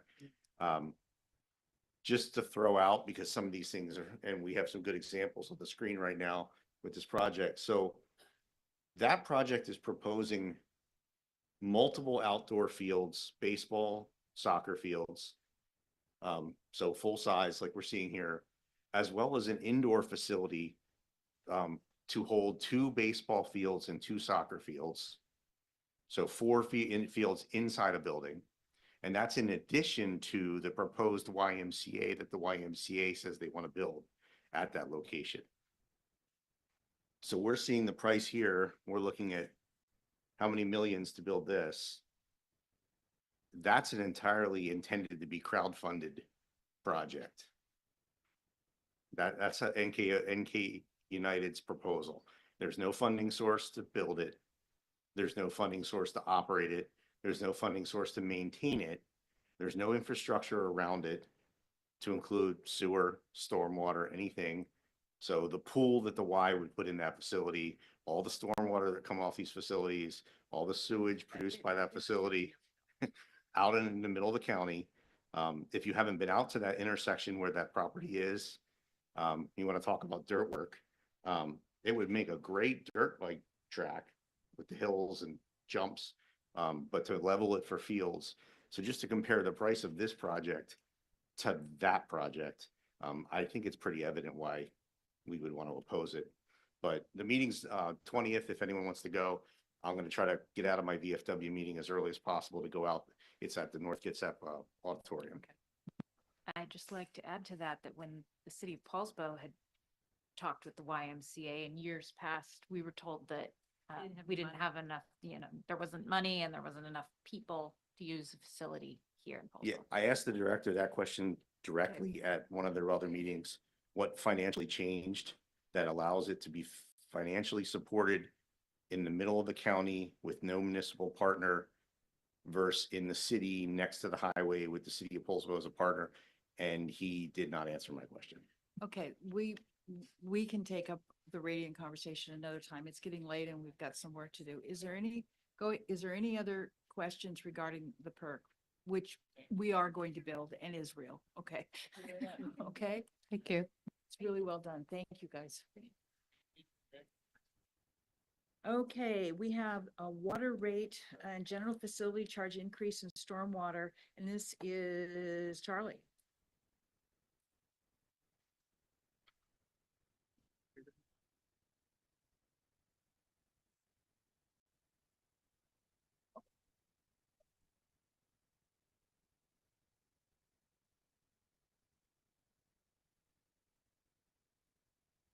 Council, if you want, I can draft up a resolution regarding the Radiant project and bring it forward to you if you wanted to go that route. I mean, the previous council passed one. We could just bring that You one signed back. on to a letter. You didn't pass a formal resolution. Oh, okay. Okay, so we can draft something up like that if you want. Okay. I have personally been opposed to it. That was prior to being on the council. I, for one, would be supportive of that. I have made my personal opinion known to the county commissioners, the prior 3 county commissioners. I Okay, have so reached let me- out. Let me work on it, Yeah. Rick, and I'll start floating a draft. Okay. All right, Charlie, go ahead. All right.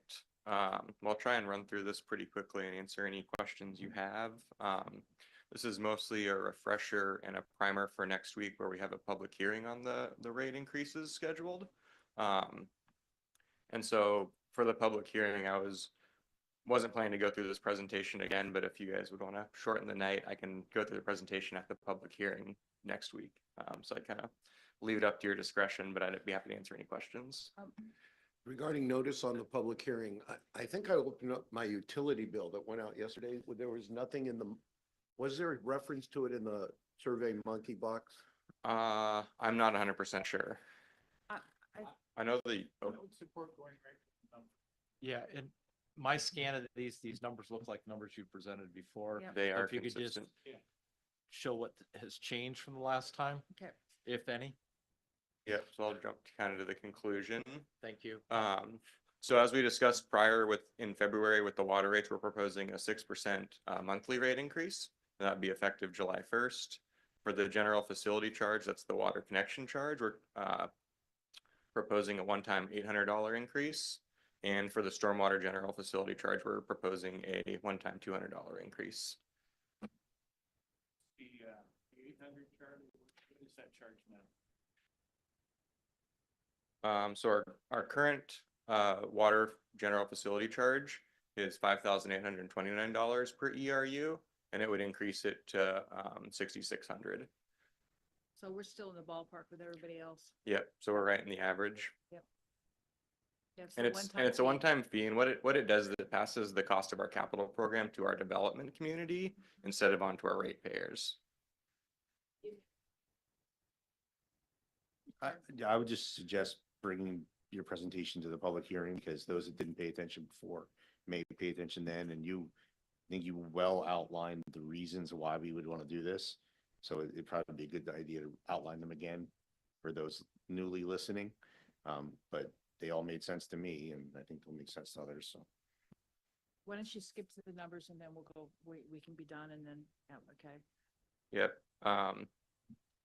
Yeah, so any questions? And then I'd say that we've had some amendments in the PMC. They were in the packet.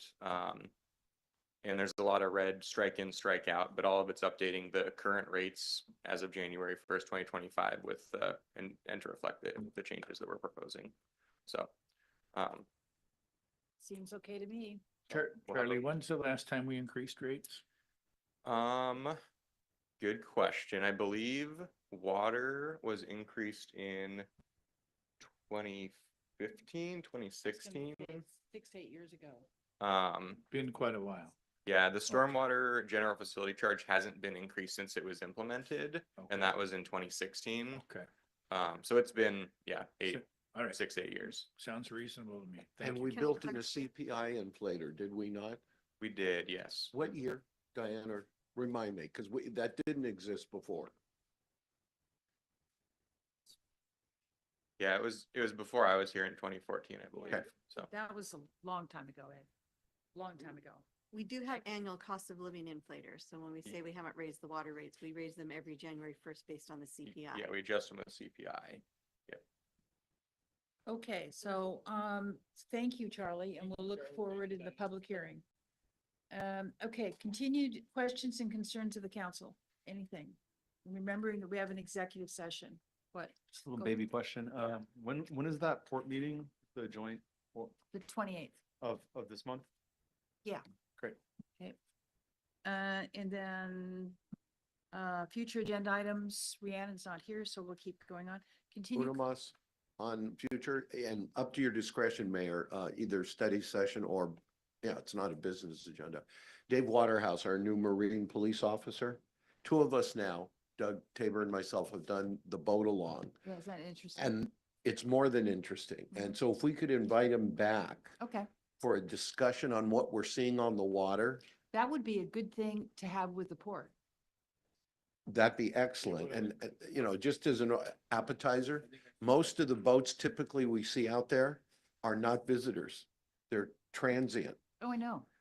And we have become the that. bay of choice in a lot of the Puget Sound for a number of reasons. Yeah, I know that. We know, trust me.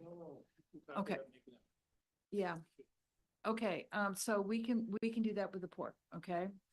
All right, continue comments for citizens. Any comments from citizens tonight? You should go to bed. All right, mayor and council comments, any? I'm just gonna say that I will be traveling at the end of the month and I will miss the port meeting and possibly a couple council meetings, but I don't Okay, know how it'll just let me work know out yet. dates. Yeah, all right.